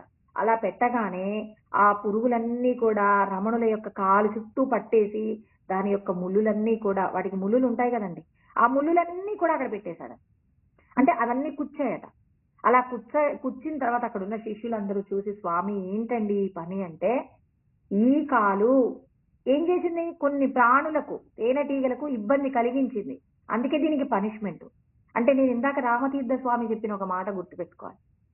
ఇప్పుడు నేను ఎక్కడికైనా వెళ్ళాలంటే నా శరీరంలో ఉన్న అన్ని భాగాలు వెళ్తున్నాయి కదండి. అన్ని భాగాలు వెళ్తున్నాయి అంటే ఈ శరీరం కదులుతుందంటే అన్ని భాగాలు కదులుతున్నాయి. ఈ శరీరంలో ఒక భాగం తప్పు చేస్తే రమణులు ఏం చేస్తున్నారు, దానికి శిక్ష వేస్తున్నారు. భగవంతుడి యొక్క సకల సృష్టి అంటే ఈ విశ్వమంతటా ఆయనే ఉన్నాడండి. ఆయన సృష్టిలో ఎవరైనా తప్పు చేస్తే వారికి శిక్ష వేసే ప్రయత్నం ఖచ్చితంగా చేస్తాడు. రమణులు ఈ శరీరంలో ఉన్నటువంటి వివిధ భాగాలను వేరువేరుగా చూశాడు. ఇది కాలు, ఇది తప్పు చేసింది, దీనికి పనిష్మెంట్ ఉండాలి. మనమైతే వెంటనే పరిగెడతామా లేదా? ఆత్మజ్ఞానము, శాస్త్రజ్ఞానాన్ని విజ్ఞానంగా మార్చుకొని శాస్త్రముల యందు చెప్పబడినటువంటి జ్ఞానాన్ని అనుభవపూర్వకంగా పొందడం అంటే ఇదండి. ఇలాంటి సత్పురుషుల యొక్క సాంగత్యం మనకు దొరికిందనుకోండి, ఎన్నో లక్షల కోట్ల జన్మలలో మనం చేసిన పుణ్యం ఉంటే అలాంటి సత్పురుషులు మనకు తారసపడతారు. అలాంటి వాళ్ళ అడుగుజాడలో మనం నడిచినప్పుడు ఏమవుతుంది? వాళ్ళ వెంట మనం ప్రయాణిస్తున్నంత మాత్రము చేతనే మన యొక్క దోషములన్నీ కూడా కడిగివేయబడతాయి. వాళ్ళ యొక్క జీవన విధానంలో వాళ్ళకు ఉన్నటువంటి ఏదైతే వాళ్ళు ఎలా ఉంటారు? నిరాడంబరంగా ఉంటారు, దేని పట్ల ఆసక్తి లేకుండా ఉంటారు, ఎప్పుడూ బ్రహ్మముతో రమించడానికి సిద్ధంగా ఉంటారు. అలా సిద్ధంగా ఉన్నటువంటి వారితో మనం ప్రయాణం చేస్తున్నప్పుడు మనము ఏ వస్తువుల కోసం తాపత్రయపడుతున్నాం? ఒక బంగారపు వస్తువు లేదంటే ఇంట్లో ఈరోజు మనం ఈ పెద్ద పెద్ద ఇంట్లో భార్యాభర్తలు ఇద్దరు కూడా పెద్ద పెద్ద వివాదాలతో ఆ రోజు ప్రశాంతంగా గడపవలసినటువంటి సమయాన్ని మనం ఏం చేస్తున్నాం? మనశ్శాంతిని పోగొట్టుకొని ఎక్కడి వాళ్ళు అక్కడే ఏడుస్తూ కూర్చుంటారు. కొనివ్వలేదని వాళ్ళు, కొనివ్వలేనటువంటి అంత పెద్ద శాలరీ లేదు, ఉద్యోగం ఆదాయం లేదు అని వాళ్ళు ఇద్దరు కూడా బాధపడుతుంటారు. తాను అడిగిన కోరిక తీర్చలేనని ఆయన బాధపడుతుంటాడు, నేను అడిగింది తీర్చలేదు అని ఈమె బాధపడుతుంది. అంటే భూమి మీద విడిచిపెట్టి వెళ్ళిపోయే విషయాల కోసం మన యొక్క జీవితాన్ని దుర్భరం చేసుకుంటున్నాం. ఈ దుర్భరత్వం వల్ల మనం పొందేది ఏంటి అంటే మళ్ళీ ఎన్నో లక్షల కోట్ల జన్మలలో అనేక రకాలైనటువంటి ప్రాణికోట్లుగా పుట్టడానికి కావలసినటువంటి స్థితిని మనం తయారు చేసుకుంటున్నాం. ఈ క్షణంలో నేను ఏం చేస్తున్నాను? భగవంతుడి నామస్మరణ చేస్తున్నానా లేదా? భగవంతుడు చెప్పిన విధంగా పరులకు ఉపకారం చేసే విధంగా నా జీవనయాత్ర నడుస్తుందా లేదా? ఆ తర్వాతనే కుటుంబము, కుటుంబ పోషణ అన్నింటినీ కూడా మనం చూసుకుంటున్నప్పుడు ఈశ్వరుడికి మనం దగ్గర కావాలి అంటే మనిషిగా నువ్వు పుట్టినందుకు నిన్ను నువ్వేం చేయాలి? ఉద్ధరించుకునే ప్రయత్నంగా నేను అడుగులు పడాలి, కానీ నశించిపోయే విషయాల కోసం తాపత్రయపడకూడదు. సత్సంగత్వే నిస్సంగత్వం. ఇప్పుడు వాళ్ళతో మనం ప్రయాణం చేస్తున్నప్పుడు నీకు దేని మీద కూడా ఆశ లేకుండా పోవడానికి వాళ్ళను చూసి నువ్వు అనుకరిస్తున్నప్పుడు వాళ్ళ యొక్క సత్ప్రవర్తన చేత నీ మనసు దిద్దబడుతుంది. దిద్దబడాలి అంటే అలాంటి వ్యక్తులు తారసపడాలి. అంతేకాని స్వార్థంతో మరి వాళ్ళు చేసేటటువంటి పనులలో మరి భార్యా బిడ్డల యొక్క క్షేమాన్ని ఎంచి ఎవరైతే నిరంతరం తపిస్తుంటారో అటువంటి వారి యొక్క సాంగత్యం మనకు ఉండడం కంటే లేకపోవడం ఎంతో శ్రేష్టమండి. అందుకే చెప్తున్నారు ఆయన, శాస్త్రముల ద్వారా, తీర్థయాత్రల ద్వారా, తపస్సుల ద్వారా భగవంతుడిని పొందవచ్చా? మోక్షం పొందాలి అంటే సత్సాంగత్యం ఉండాలి, సజ్జన సేవనం.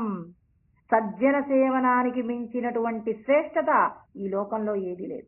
అలాంటి సత్పురుషులు నీకు దొరకాలి అంటే తీర్థయాత్రలు చేయాలి. నీ శరీరము, మనస్సు, వాక్కు చేత సత్ప్రవర్తనతో జీవించాలి. శాస్త్రాన్ని తెలుసుకోవాలి. శాస్త్రంలో చెప్పబడినటువంటి విధంగా జీవించే వారి యొక్క అంటే వాళ్ళను వెతికే ప్రయత్నంలో వాళ్ళని పట్టుకోవాలి.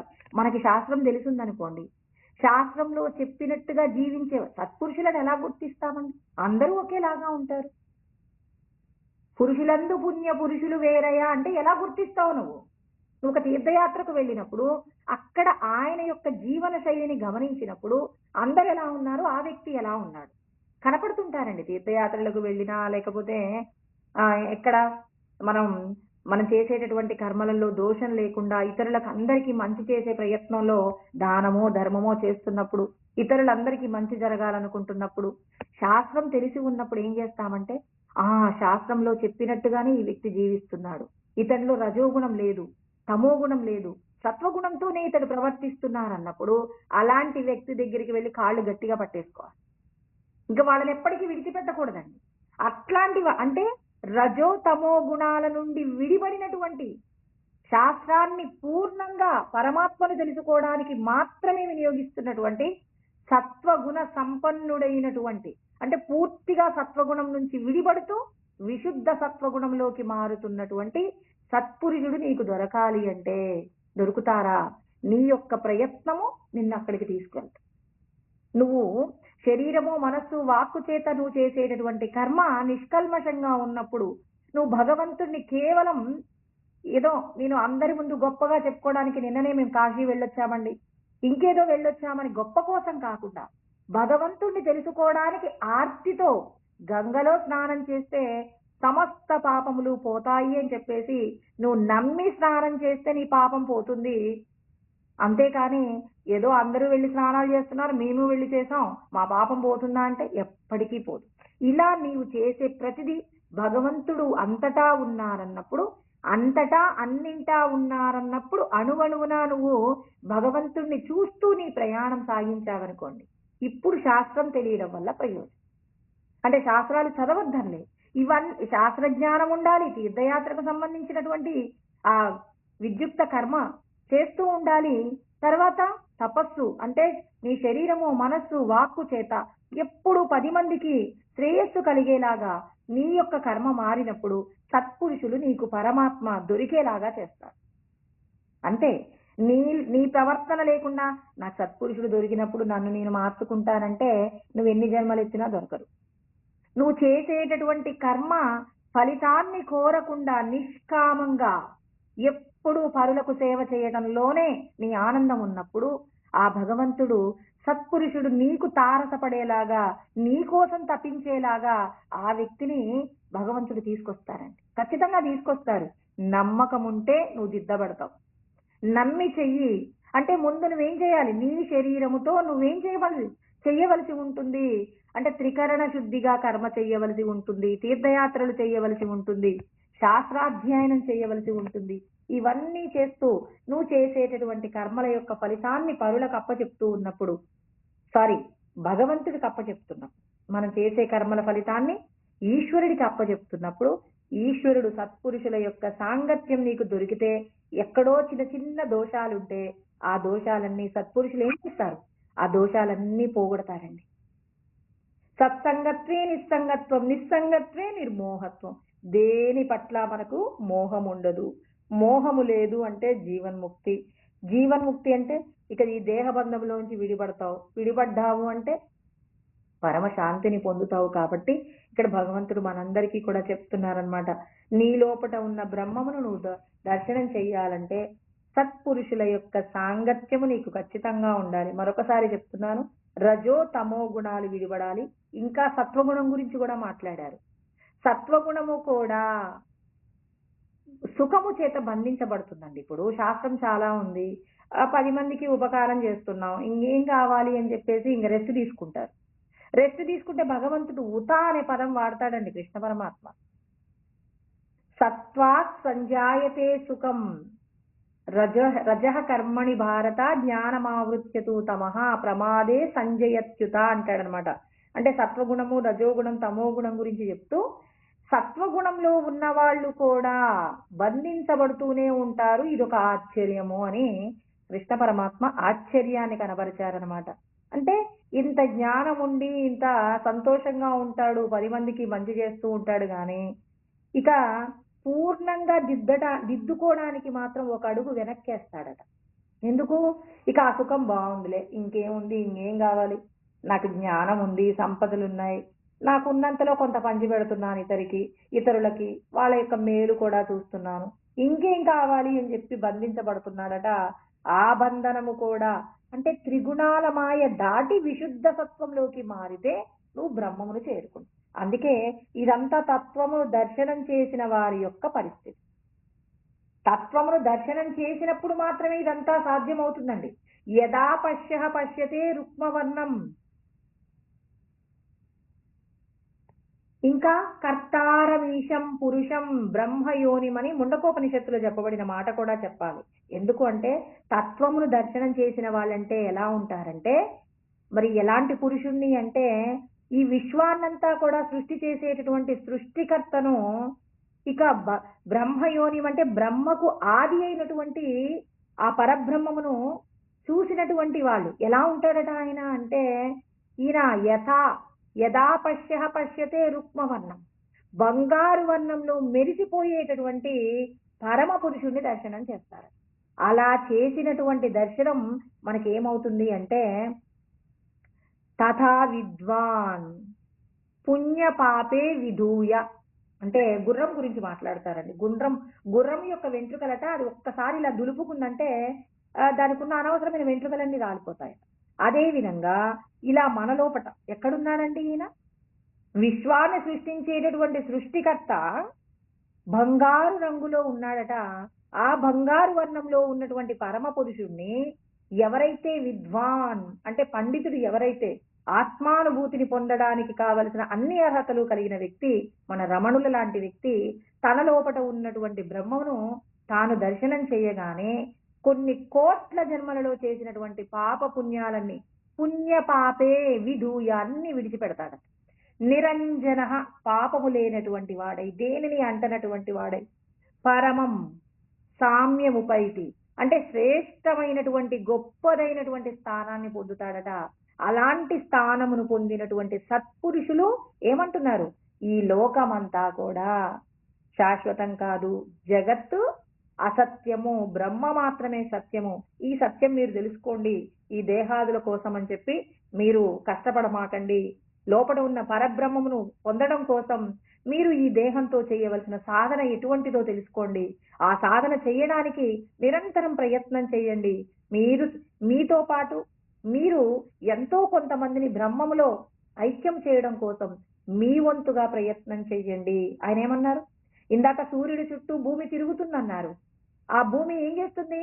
తనను పట్టుకున్నటువంటి చంద్రగ్రహ గోళాలన్నింటినీ పట్టుకొని తిరిగినట్టు మీరు కూడా బ్రహ్మమును తెలుసుకున్నప్పుడు ఆ బ్రహ్మమును పొందే ప్రయత్నంలో మీ కుటుంబంతో పాటు మీ బంధువులు, మీ స్నేహితులు, ఇంకా భగవంతుడి మీద ఆర్తి ఉన్న వాళ్ళందరినీ కూడా సత్పురుషులుగా మార్చి అందరూ కూడా బ్రహ్మము చేత ఐక్యం కావడానికి ప్రయత్నం చెయ్యమని ఇక్కడ భగవంతుడు కృష్ణ పరమాత్మ చెప్పిన విషయాలనే అనుభవపూర్వకంగా పొందినటువంటి వాళ్ళ గురించి మాట్లాడుకున్నాం.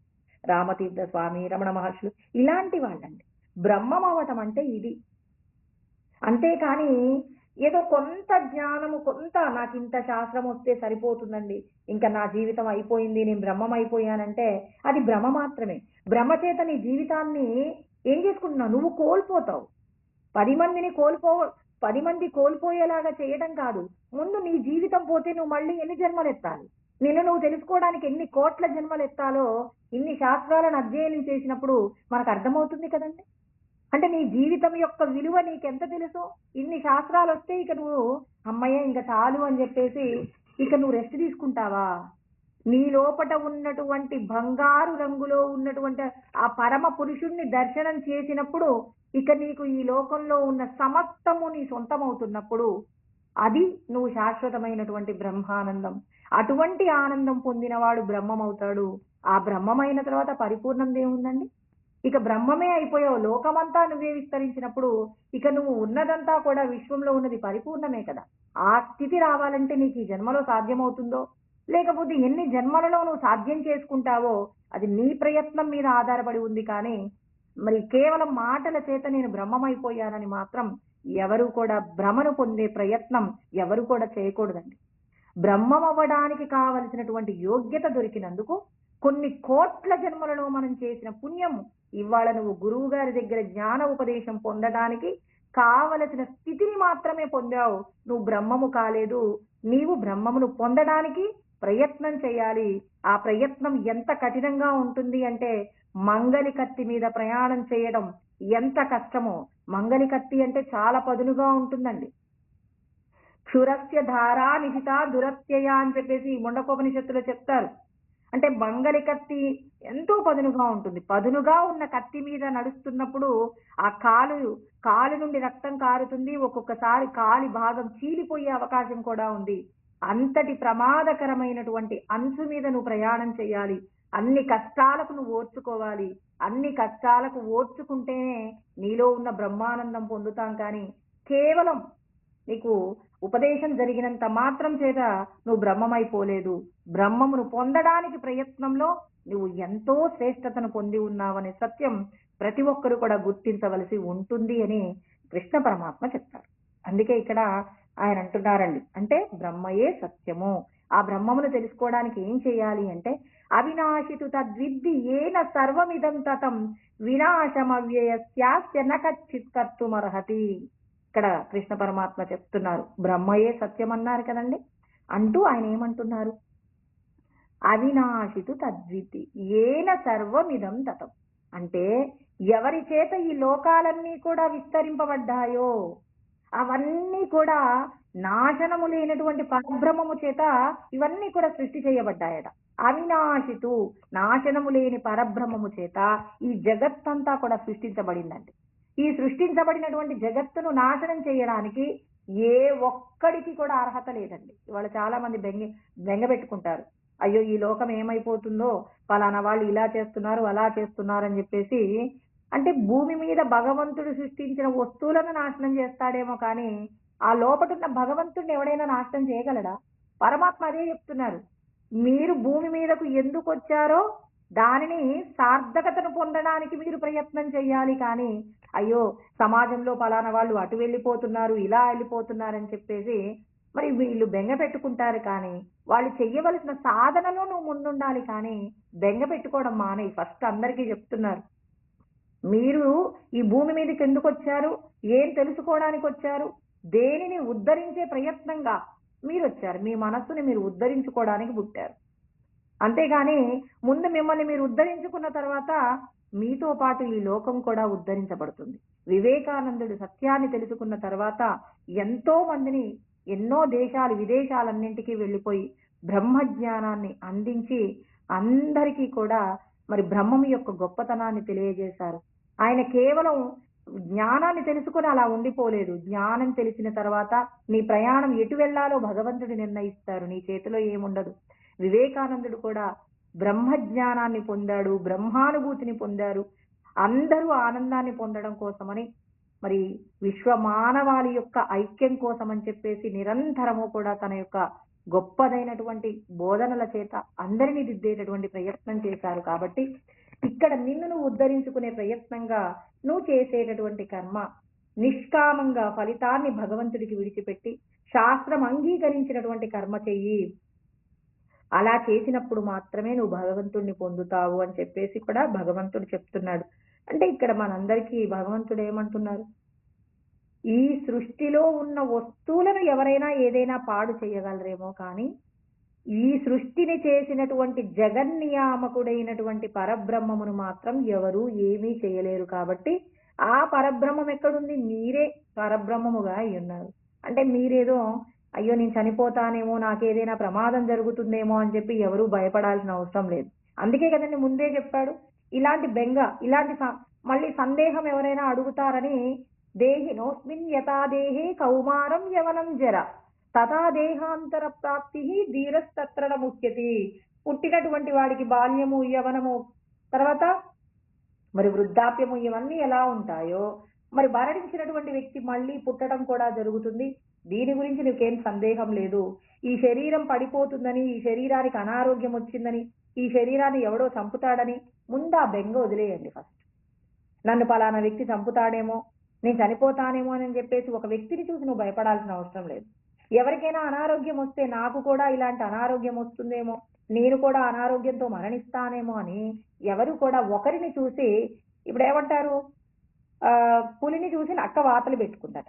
ఎందుకు, నేను కూడా పులిలాగా ఉంటే ఈ అడవిలో ఉన్న వాళ్ళందరూ నన్ను గౌరవిస్తారని. అలాగే మనం కూడా పక్కింటి వాళ్ళకి క్యాన్సర్ వచ్చింది అనుకోండి, మనకి కూడా క్యాన్సర్ వచ్చింది అని చెప్పేసి వెంటనే వెళ్ళి టెస్ట్ చేయించుకుంటాం. పక్కింటి వాళ్ళు 20 లక్షలు ఖర్చు అయింది అనగానే మనం కూడా 20 లక్షలు జమ చేసుకుంటాం. అంటే వాళ్ళు చేసిన పాపమే నువ్వు కూడా చేసుంటావా? పక్కింటి వాళ్ళకి చాలా సంపదలు కలిసి వచ్చాయి, వెంటనే మనం కూడా ఏమనుకుంటాం, అబ్బా నేను కూడా ధనవంతుణ్ణి కావాలి, వాడు ఏం చేశాడో తెలుసుకొని నేను కూడా అది చేస్తే నేను కూడా గొప్ప ధనవంతుణ్ణి అయిపోతామని ఎప్పుడు చుట్టూ ఉన్న వాళ్ళని చూసి పోల్చుకుంటూ మనకి ఇవాళ ఏమేమి సర్దుబాట్లు ఉన్నాయని చెప్పేసి బెంగపడుతూ ఉంటాం. ఈ బెంగలన్నీ పక్కకు పెట్టమంటున్నాడు భగవంతుడు. నువ్వు చేసుకున్న కర్మయే నిన్ను నడిపిస్తుంది తప్ప వేరొకరి కర్మలను చూసి వాళ్ళు అనుభవించే సుఖములను చూసి దుఃఖములను చూసి మీరెవరు కూడా బెంగ పెట్టుకోవాల్సిన అవసరం లేదు. మీరు పూర్వజన్మలలో చేసిన కర్మ, ఈ జన్మ యొక్క ప్రయత్నము రెండూ తోడైతేనే నువ్వు చేసేటటువంటి పని సత్కర్మ కానీ దుష్కర్మ కానీ మారుతుంది. ప్రతి ఒక్కరికి భగవంతుడు చెప్తున్నారు, మీరు చేసినటువంటి కర్మలే మిమ్మల్ని నడిపిస్తున్నాయి. ఈ పూర్వజన్మలో తెలుసో తెలియకో పాపాలు చేశారు, ఈ జన్మలో మనకి ఏదైనా కష్టాలు ఉన్నాయనుకోండి, భగవంతుడు అంటున్నారు ఈ జన్మ ప్రయత్నం అనేది ఒకటి ఉందిగా. పూర్వజన్మలో మీరు పాపం చేశారనుకోండి, ఈ జన్మలో మీకు ఏదో సంపదలు లేమి కానివచ్చు, ఏదో ఏదైనా ఒక లోపం మనకు ఉండొచ్చు. భగవంతుడు అంటారు ఈ జన్మ ప్రయత్నం చేత నువ్వు నేను శాస్త్రమునందు చెప్పిన విధంగా జీవిస్తే ఇప్పుడు నువ్వేం చేసుకోవచ్చు, పూర్వజన్మలలో చేసిన పాపపు కర్మను ఈ జన్మ ప్రయత్నం చేత గనక నేను చెప్పిన విధంగా సాధన చేసుకుంటే మిమ్మల్ని అతి త్వరలో గట్టెక్కిస్తానన్నారు. దానికి ఏంటంటే ఒక చిన్న కథ చెప్తాను. ఒక పావురము బాగా ఎక్కువగా ఉన్నటువంటి ఒక ఎడారిలో ఉండాల్సి వచ్చిందట. సహారా ఎడారి అనుకుందామండి, ఉదాహరణకు చెప్తాను. ఎడారి ఏ ఎడారిలో ఉందో నాకైతే తెలియదు. సహారా ఎడారిలో ఎక్కువగా ఎండలు ఉంటాయని చెప్పాను అనమాట. ఆ ఎడారిలోకి ఆ పావురం వెళ్ళవలసి వచ్చింది. ఎలా వెళ్ళింది అనేది ఆ భగవంతుడు చూసుకున్నాడు. అది ఎక్కడో ప్రశాంతంగా బ్రతికే బ్రతుకుని ఆ ఎడారిలోకి వెళ్ళవలసిన పరిస్థితి అంటే తన పాపము అమలులోకి రాగానే అది ఆ ఎడారికి వెళ్ళవలసి వచ్చింది. అక్కడ ఎడారిలో కొద్ది రోజులు ఉందండి. ఒక 10-15 రోజులు ఉండేసరికి నీళ్లు లేవట తాగటానికి, కాళ్ళు కాలిపోతున్నాయి, ఒక చెట్టు లేదట, తినటానికి ఆహారం లేదు, ఎంతో బాధను అనుభవిస్తుంది, కానీ చచ్చిపోలేదు. నారదుడు అలా వెళ్తూ ఉన్నాడట. ఎక్కడికి వెళ్తున్నాడు? వైకుంఠానికి వెళ్తున్నాడు, శ్రీ మహావిష్ణువు దగ్గరికి. ఆయనకి అదే పని కదండి, వెళ్ళడం, అన్ని లోకాలను చుట్టి వేస్తుంటాడు కదా.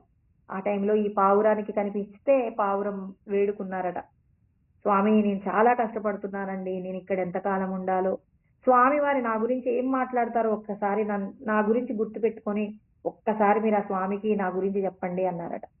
సరే అని చెప్పేసి నారదుడు వైకుంఠానికి వెళ్ళాడట. వెళ్తే వైకుంఠంలో అన్ని మాటలు మాట్లాడుకున్న తదనంతరం పావురం గురించి కూడా చెప్పారట. మరి శ్రీమన్నారాయణుడు చెప్పినటువంటి ఆ సలహాను తీసుకొని వచ్చి నారదుడు ఆ పావురానికి చెప్పాడట. ఏమన్నారండి స్వామివారు నా గురించి ఏమన్నారంటే, నిన్ను స్వామివారు ఒంటి కాలు మీద నిలబడమన్నారు అని చెప్పేసి చెప్పాడు. ఇప్పుడు మనకేమనిపిస్తుందండి? ఇప్పుడు నారదుడు ఈ పావురానికి ఏమైనా మంచి చేశాడా? మనకేమనిపిస్తుంది? 2 కాళ్ళతో అయినా పాపం కనీసం నిలబడేది. ఇప్పుడు ఒంటి కాలుతో నిలబడమంటే, ఇప్పుడు ఒంటి కాలు మీద నిలబడటం ఎంత కష్టం అండి. 2 కాళ్ళతో నడవడం వేరు, ఒంటి కాలుతో నడవడం వేరు. మరి ఇప్పుడు నారదుడు మంచి సలహా తీసుకొచ్చి చెప్పారా, మరి అది ఇంకా కష్టాన్ని ఇచ్చేటటువంటి సలహా తీసుకొచ్చారా అంటే, ఇక్కడ పావురానికి అదే మాట చెప్పాడట. అంటే నీ యొక్క బుద్ధిని బట్టి దాన్ని తీసుకుంటావు. ఇప్పుడు ఎవరైనా కష్టపడుతూ ఉన్నప్పుడు వాడికి అవతల వాడికి తోచిన సలహా చెప్పారనుకోండి, అంటే నువ్వు ఒడ్డు మీద ఉన్నావు కాబట్టి ఎటువంటి సలహా అయినా ఇచ్చేస్తావా, ఈ సలహా నేను పాటిస్తే నేను ఎంత కష్టపడాలో తెలుసా అని చెప్పేసి వాడి యొక్క గుణాన్ని బట్టి అవతల వ్యక్తిని తిడతాడు. కానీ ఇక్కడ పావురానికి ఉన్న గుణం ఎంత గొప్పదంటే, అందుకేనండి మనకున్నటువంటి ఆ ఏదైతే సత్వగుణం ఉంటుందో ఆ సత్వగుణం అవతల వారు ఇచ్చే సలహాలో కూడా మంచిదనాన్ని తీసుకుంటారండి. ఇక్కడ పావురం అంది, ఆహా నా స్వామికి నా మీద ఎంత దయండి, నేను 2 కాళ్ళతో నిలబడితే 2 కాళ్ళు కాలిపోతాయి ఇసుకలో, అందుకే ఒక కాలు మీద నిలబడితే ఒక కాలు సుఖపడుతుంది, ఈ కాలు బాగా వేడెక్కినప్పుడు 2వ కాలు మీద నిలబడతాను, ఈ కాలు కాసేపు రెస్ట్ తీసుకుంటుంది. అంటే భగవంతుడికి నా మీద ఎంత దయండి, ఎంత గొప్ప సలహా ఇచ్చారని ఆ పావురమట ఒంటి కాలు మీద నిలబడి భగవంతుడు తనకు చెప్పినటువంటి సలహాకు పరమానంద పడిపోతూ తన జీవితం గడుపుతుందట. ఒక 6 నెలల తర్వాత అక్కడ ఒక చెట్టు పుట్టిందట, అక్కడ చిన్న గుంటలో నీళ్లున్నాయట, కాయలు పండ్లు అన్నీ కూడా ఉన్నాయి. నారదుడు ఒక 6 నెలల తర్వాత మళ్ళీ అటుగా వెళ్తున్నాడు. ఇప్పుడు ఆ పావురాన్ని చూశారు, పావురాన్ని చూసి నవ్వుకుంటూ వెళ్ళిపోయారు. ఎందుకు అంటే, సంవత్సరం పాటు అక్కడ ఎడారిలో ఉండవలసినటువంటి ఆ పావురానికి శిక్ష యందు కాస్త కాఠిన్యత పెంచుకుంది కాబట్టి సంవత్సరం అనుభవించవలసిన శిక్షను 6 నెలల్లో పూర్తి చేసుకుంది. కానీ ఎడారిలో సంవత్సరం ఉండాలి కాబట్టి ఎడారిలో సంవత్సరం ఉండాలంటే ఇంకో 6 నెలల పాటు ఎడారిలోనే ఉంటుంది, కానీ చెట్టు మీ నీడలో ఉంటుంది, అక్కడున్న నీళ్లు తాగుతుంది, పండ్లు తింటుంది. 6 నెలలు అడవిలోనే ఉంది, ఎడారిలోనే ఉంది, కానీ పరమ సంతోషంతో ఉన్నారండి. పరమ సంతోషంతో ఉండి ఇక తన యొక్క పనిష్మెంట్ అయిపోగానే అటుగా ఒక బండి వచ్చేసింది, ఆ బండిలో పడి ఆ పావురం కూడా మళ్ళీ తన ప్లేస్కి తను వెళ్ళిపోయి.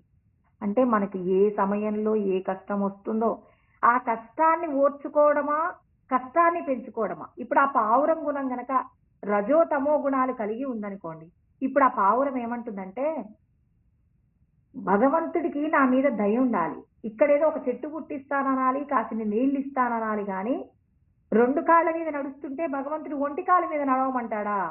ఆయనకేం హాయిగా వైకుంఠంలో ఉన్నాడు, ఎన్నో సుఖాలను అనుభవిస్తున్నాడు, నా కష్టం ఒకసారి అనుభవించి చూడమని చెప్పి మనమే పాపం చేసినందుకు శిక్ష అనుభవించడానికి వచ్చామండి. శిక్ష అనుభవించడానికి వచ్చినప్పుడు భగవంతుడు ఇచ్చే సలహాని సంతోషంగా తీసుకుంటే ఇందాక పావురం లాగా 6 నెలలు కష్టపడి మిగిలిన 6 నెలలు సుఖంగా బతుకుతుంది. భగవంతుడిని నింద చేసి, సలహా ఇచ్చినటువంటి వాడిని నింద చేసి, మరి ఎవరైతే ఇంకా పాపమును పెంచుకుంటారో ఆ పాపమును పెంచుకున్నవాడు ఇంకా ఎన్నో ఎన్నో ఎన్నో శిక్షలు అనుభవించవలసి ఉంటుంది. అంటే ఎవరైనా మనకి ఏదైనా ఒక సలహా ఇస్తే, నీకు సత్వగుణం ఉంటే, అంటే ఎంత కఠినమైన సలహాలోనైనా ఒక మంచి దాగి ఉంటుంది. ఎందుకంటే ప్రతి ఒక్కరిలో భగవంతుడు ఉన్నాడండి. ప్రతి ఒక్కరిలో భగవంతుడు ఉన్నాడు కాబట్టి నువ్వు కష్టంలో ఉంటే నీ కష్టాన్ని తీర్చడానికి ఆ వ్యక్తి, నీ దగ్గరకు ఒక వ్యక్తి వస్తే ఆ వ్యక్తి చెప్పేటటువంటి మాటలు ఎన్నో కఠినమైనవి ఉండొచ్చు, కానీ అందులో ఏదో ఒక గొప్ప మాట ఉంటుంది. ఆ మాట ఆ వ్యక్తి నోట్లో నుంచి వచ్చేంత వరకు ఎదురు చూసి ఆ మంచిదాన్ని గనక మనం పట్టుకొని మన జీవనంలో దిద్దుకున్నామనుకోండి, అంటే ఒక వ్యక్తిలో ఉన్న మంచినే తీసుకో, చెడుని అతనికే వదిలేయి. ఎవడైనా కావాలని చెడు సలహాలు ఇచ్చాడనుకోండి, ఎవడైతే చెడ్డ సలహాలు ఇస్తాడో ఆ సలహాలు ఇచ్చిన వాడు వాడే పతనం అవుతాడు. నీకెందుకు? ఒకరిని బాగు చెయ్యాలనేటటువంటి సంకల్పం తప్ప పరులను ఇబ్బంది పెట్టాలనుకున్న వారి యొక్క పరిస్థితిని భగవంతుడే చూసుకుంటాడు. అంటే భగవంతుడు అందరికీ సమానమండి. సంతోషంగా భగవంతుడు చెప్పిన కర్మను చేసిన వారికి ఇచ్చేటటువంటి శ్రేయస్సు పరమాత్మయే ఇస్తాడు. ఒకడు తప్పు చేస్తే వాడి తప్పు దిద్ది మళ్ళీ వాడిని గట్టెక్కించడానికి ఈశ్వరుడే ప్రయత్నం చేస్తాడు. ఎందుకంటే ఇద్దరు పిల్లలుంటే ఇద్దరి పిల్లల్లో ఇద్దరు గొప్పగా ఉండాలంటారు, కానీ ఒకడు కష్టపడాలని ఎవరు కోరుకోనట్టు భగవంతుడి యొక్క అంశలమండి మనమందరం చేసే తప్పులన్నింటినీ భగవంతుడు మనం చేసిన తప్పులను బట్టి శిక్ష వేస్తుంటారు. ఆ శిక్ష పూర్తయిన వెంటనే మళ్ళీ మనల్ని గట్టెక్కిస్తూ ఉంటారు. అందుకే ఒక్కొక్కరు చూడండి, పరమ పాపిష్టైన వాడు కూడా కొద్ది రోజులు కష్టపడతాడు, తర్వాత మళ్ళీ చక్కగా అవుతాడు. మళ్ళీ వాడి పాపపు బుద్ధులు పోగొట్టుకోకుండా మళ్ళీ పాపం చేశాడు అనుకోండి, మళ్ళీ భగవంతుడు ఏం చేస్తాడు, అతనికి పెద్ద శిక్ష వేస్తాడు. అదంతా ఆయన చూసుకుంటాడు. మనకెందుకు? మనం ఎప్పుడూ 10 మందికి మేలు చేయాలి. అందుకే అంటున్నాడు ఆయన, ఏమంటున్నారు, నాశనము లేనటువంటి ఈ జగత్తునంతా కూడా ఈశ్వరుడి యొక్క సృష్టే కాబట్టి మరి మీరందరూ కూడా ఎవరు బెంగ పెట్టుకోవాల్సిన అవసరం లేదు. భగవంతుడు మిమ్మల్ని ఎలా జీవించమని చెప్తున్నారో అలా జీవించడానికి నిరంతరం ప్రయత్నం చేయవలసి ఉంటుంది. పరమాత్మయే శాశ్వతం, పరమాత్మయే విశ్వమంతటా వ్యాపించి ఉన్నారనే సత్యం తెలుసుకొని నీవు భగవంతుడు చెప్పిన విధంగా కర్మ చేయాలి. ఈ సృష్టిని ఎవడూ కూడా నాశనం చేయలేడు. ఎందుకంటే ఈ సృష్టిలో నేను అణువణువునా ఉన్నాను, నన్ను నాశనం చెయ్యాలి అంటే సృష్టిని నాశనం చేస్తున్నారంటే భగవంతుడినే ఇబ్బంది పెట్టే ప్రయత్నంగా ఎవడైతే ప్రయత్నం చేస్తాడో ఆ ప్రయత్నం చేసిన వాడికి కావలసినంత శిక్ష కూడా పడుతుందనే విషయం కూడా కృష్ణ పరమాత్మ చెప్తున్నారండి. తర్వాత మళ్ళీ ఈ శరీరాలన్నీ నశించిపోతాయి. ఈ శరీరంలో ఉన్నటువంటి నువ్వు శరీరంలో ఉన్నటువంటి శరీరమే కానీ ఈ శరీరం నువ్వు కాదు, లోపట ఉన్నటువంటి జీవాత్మవే నువ్వు, ప్రత్యేగాత్మవే నువ్వు, ఆత్మశక్తివే నువ్వు, కానీ ఈ దేహం కాదు. కాబట్టి నువ్వు చేసేటటువంటి కర్మ నిష్కామంగా ఉండేలాగా చూసుకోండి అని చెప్పేసి తర్వాత శ్లోకంలో చెప్తారనమాట. ఆ శ్లోకం మళ్ళీ రేపు తెలుసుకున్నాము. ఓం సహనావతు సహనౌ భునక్తు సహ వీర్యం కరవావహై తేజస్వినావధీతమస్తు మా విద్విషావహై. ఓం శాంతి శాంతి శాంతి. ఓం ఆప్యాయంతు మమాంగాని వాక్ ప్రాణచక్షుః శ్రోత్రమతో బలమింద్రియాణి చ సర్వాణి.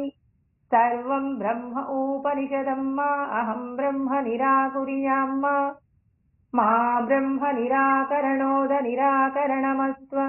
निराकरणं मे अस्तु तदात्मनि निरतेया उपनिषत्सु धर्मास्ते मयि सन्तु ॐ शान्ति शान्ति शान्तिः। स्वस्ति।